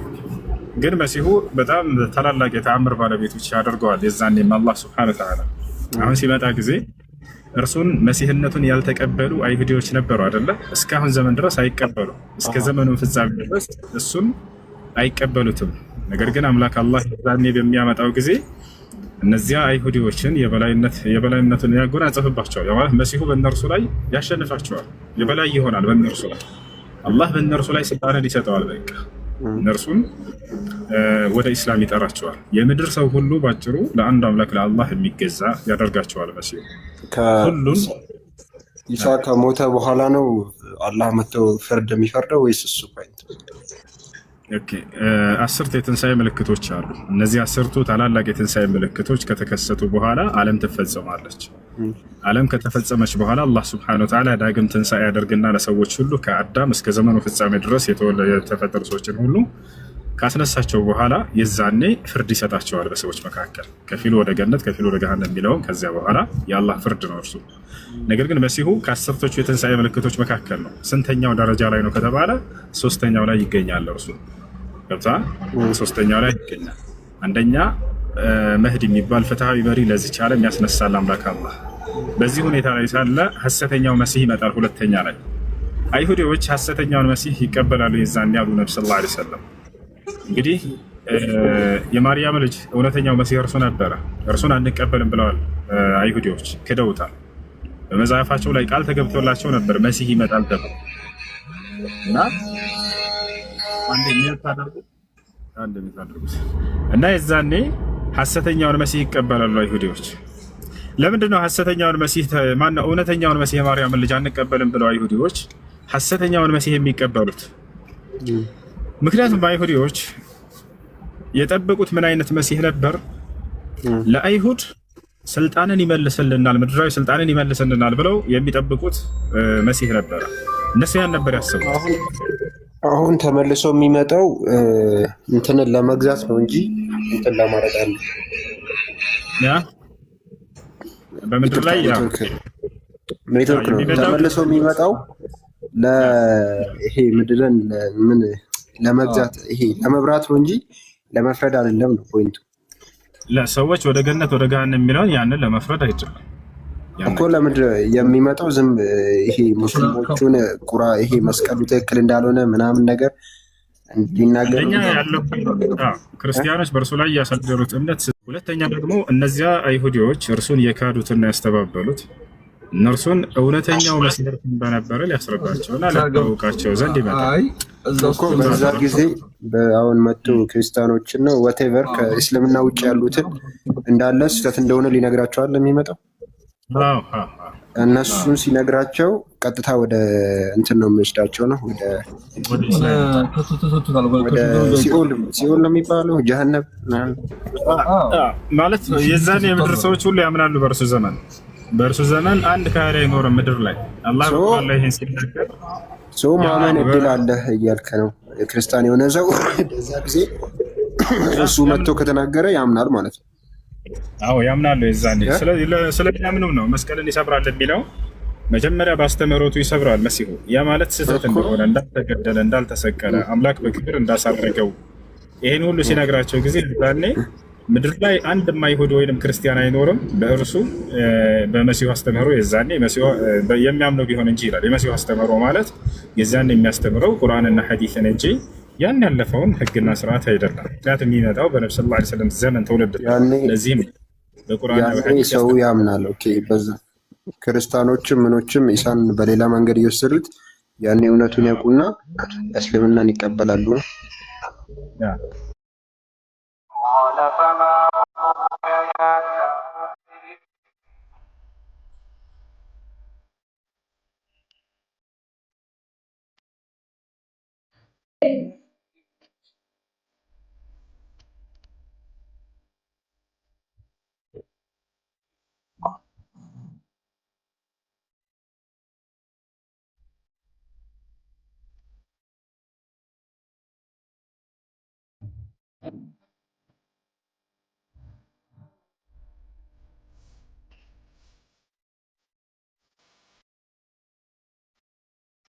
ድርጅት ነው ሰጠኝ። ያ ድርጅት ደግሞ እኔ 10 ብር ከያዘው ካለ እኔ 11 ብር የሚመታበት ታውቃለህ አይደለም? በዛ 11 ብር ላይ ወንድሜ አዳምጠኝ። ብሩን ለመውሰድና ለመቀበል አይነት ብቻ ከሆነ ይሄ ወለድ ነው የሚሆነው። ግን ያ ግለሰብ ከዚያ ከድርጅት የሆነ ነገር ገዝቶ ተጠቅሞ ከሆነ ለምሳሌ ያ የአገልግሎት የሚባል ነገር አለ። በአገልግሎት ከሆነ ያ ነገር የሚቀንሰው ምናልባትም ደግሞ ቫት ምናምን በሚባል ነገር ሊሆን ይችላል። እሱ ችግር የለውም። ነገር ግን አሁን የጠየቀው ብድር ከሆነ ለምሳሌ የሆነች ማሽን አመጣኝ እኔ ወይም እኔ ብር ከሰዎች 10 ብር ስጠይቀኝ ሲለኝ ጊዜ እሱ በትራንስፈር አድርጎልኝ እኔ ደግሞ በጥሬ ብር ልሰጠው ያንን ቀንሼ መሸጥለት አይነት ነገር ከሆነ እሱ ነው ወለድ የሚሆነው። ነገር ግን የሆነ ነገር ተጠቅሞ በዛ በድርጅት ውስጥ ወይ የሆነ ነገር ገዝቶ በአገልግሎት ናት የሚቀንስ ከሆነ እሱ ወለድ አይሆንም። እሺ ኦኬ። አሁኑ ብቻ ግልጽ አልሆነልኝም። ይኸው እንደዛ እኮ ነው። ማሽኑ ለምሳሌ 11 ብር ነው በ10 የሚወስደው እኔ ማለት 1 ብር ነው የሚወስደው። በዛ ውስጥ ማሽኑ የሚወስደው አለ ያ 1 ብር እኔ አይደለም። ገብቷል አይደለም? የኔ 70 ምናምን ሳንቲም ነው 20 ምናምን ሳንቲም የሚወስደው ማሽኑ ነው። ያኛው ወለድ ይሆንብኛል ወይ ነው? ለምሳሌ ማሽኑ እኮ ለራሱ አይደለም የሚጠቀመው ወንድም። አሁን ስለ አንተ ያለን ማሽኑን ፍራንክ ለመስራት ብቻ ከሆነ በብድር መልክ እንዲሰራ ብቻ የተቀመጠ ከሆነ ወለድ ይሆናል ወንድም። ኖ በብድር መልክ አይደለም። እዛ የሆነ ነገር ገዝቶና ተጠቅሞ በቫት መልክ የሚቀነስ ነገር ከሆነ እሱ ያገልግሎት ነው፣ ችግር የለውም። ኦኬ ሶ ያሁኑ ወለድ ይሆንብኛል ማለት ነው። ወይኔ በፈጣሪ ሌላ ጥያቄ አለስ? ሐዋሳ ለምን አትመጣም? ሐዋሳ መጥቼ ነበር። ሐዋሳ ታለሁ ሐዋሳ ሰላም አለይኩም። ወአለይኩም ሰላም። አንድ ጥያቄ ነበረኝ። እሺ እንትን በአያት ምናምን መጠራት ይቻላል እንዴ? መታወቂያ ምናምን በአያቴ ነው የምጠራው እንዴ? አያት መጠራት በአባት ነው እንደ አስሉ እንደ መሰረቱ መጠራት ያለብን። ግን አልፎ አልፎ ሰውየው በአያቱ ቢጠራ ችግር የለውም። ነብያችን ሰለላሁ ዐለይሂ ወሰለም አነ ነብይ ላ ከዚብ አነ ብነ አብዱል ሙጠሊብ ይሉ ነበር። እኔ ነብይ ነኝ እውነት እንጂ ውሸት አይደለም፣ እኔ ደግሞ የአብዱል ሙጠሊብ ልጅ ነኝ ይላሉ። አብዱል ሙጠሊብ ደግሞ አያታቸው ነው። ስለዚህ አልፎ አልፎ በአያት መጠራት ችግር የለውም። አልፎ አልፎ በአያት መጠራት ለሁል ጊዜ ግን መሆን የለበትም። ለሁል ጊዜ ሰውየው ሙጠሊብ ደግሞ በአባቱ ስም ነው። አላህ በቁርአን ላይ ኡድዑሁም ሊአባኢሂም ይላል። ልጆችን በአባቶቻቸው ጥሯቸው ብሎ ስለተናገረ አይ ያደኩት ከአያቴ ምናምን ነበርኩ። እዛ ሰፈር ነው የወጣልኝ መታወቂያ። አባቴ ሰፈር ጭራሽ አያውቁኝም። ለዛ ነው መታወቂያ ነው እንጂ ሌላ ነገር አይደለም። ከቻልክ አይቻልም ሲባል ስለሰማሁ ነው ከዚህ በፊት። ከቻልክ አስቀይረው መታወቂያውን እንዲሁ ካልቻልክ እሺ ሌላ ጥያቄ መጠየቅ ይቻላል? ይቻላል። እሺ ከአስር በኋላ ሱና የለም እንዴ? አስር ከተሰገደ በኋላ بعدية سنة صلاة النبي صلى الله عليه وسلم كالكلا نهى رسول الله صلى الله عليه وسلم الصلاة بعد العصر حتى تغرب الشمس. كعصر صلاة وهذا كالكرس سنة صلاة مسجد النبي صلى الله عليه وسلم كالكلا. ماشي. السلام عليكم. أرشالو. السلام عليكم. يا مالك كل تاكم بيجبا. ذوات الأسباب كهونا ችግር የለውም። የምክንያት ባለቤቶች የሶላት አይነቶች የሚባሉ አሉ። እነሱም ለምሳሌ ዑምራ ለማድረግ ሄደ ሰውየው ዑምራ ለማድረግ ሄደው ከአስር በኋላ ነው እንበል። ዑምራ አድርጎ ጧፍ አድርጎ ካዕባን 7 ጊዜ ዞሮ ከጨረሰ በኋላ መቃሙ ኢብራሂም ሄዶ እዚያ 2 ረካዓ ሱና ሶላት ይሰግዳል። የዛኔ ይከለከላል ወይ? ከአስር በኋላ ስለሆነ ላ እሱ አይከለከልም። ሰለላሁ ዐለይሂ ወሰለም የከለከሉት ባዕድያ ሶላት ነው እና ምክንያታዊ ተብሎ የተገለጹ ምክንያት ያላቸው ከሆነ ችግር የለም። ለምሳሌ ወይ ከአስር በኋላ ውዱ አድርጌ ወደ መስጂድ ገባሁ፣ የዛኔ ተህየተል መስጂድ መስገድ እችላለሁ። ከአስር በኋላ ቢሆንም ችግር የለውም። ነቢያችን ሰለላሁ ዐለይሂ ወሰለም ኢዛ ደኸለ አሐዱኩም አልመስጂድ ፈላ የቅዑደነ ሐታ ዩሰሊ ረክዓተይን ስላሉ፣ አንዳችሁ ወደ መስጂድ ከገባ 2 ረካዓ ሱና ሶላት ሳይሰግድ እንዳይቀመጥ ስላሉ እና እንዲህ ምክንያታዊ ከሆነ ችግር የለውም። አይ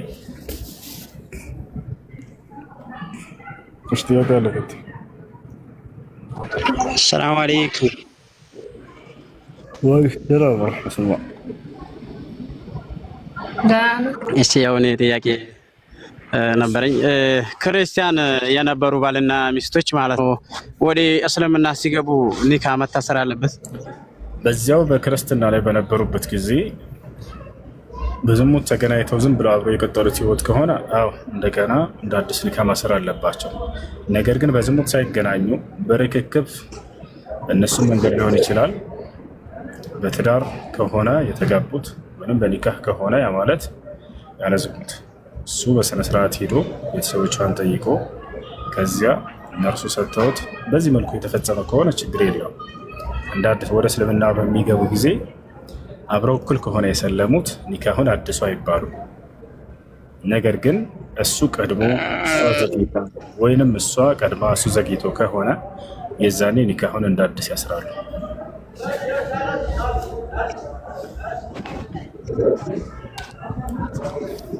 እሺ እና ደግሞ አንድ ማለት ነው እኔ ያው ባልተቤት ጋር ከተለያየን ያኔ በጸብ ምክንያት 3 ዓመት ሆነን እና ከዛ ወደዚህ ምንም ነገር አንቀራረብም። አሁን ለኢደል ፈጥር ያኔ ዘካተል ፊጥር የሷን ይዋጅብብኛል? ኒካ አላቸው አይደል? መካከላቸው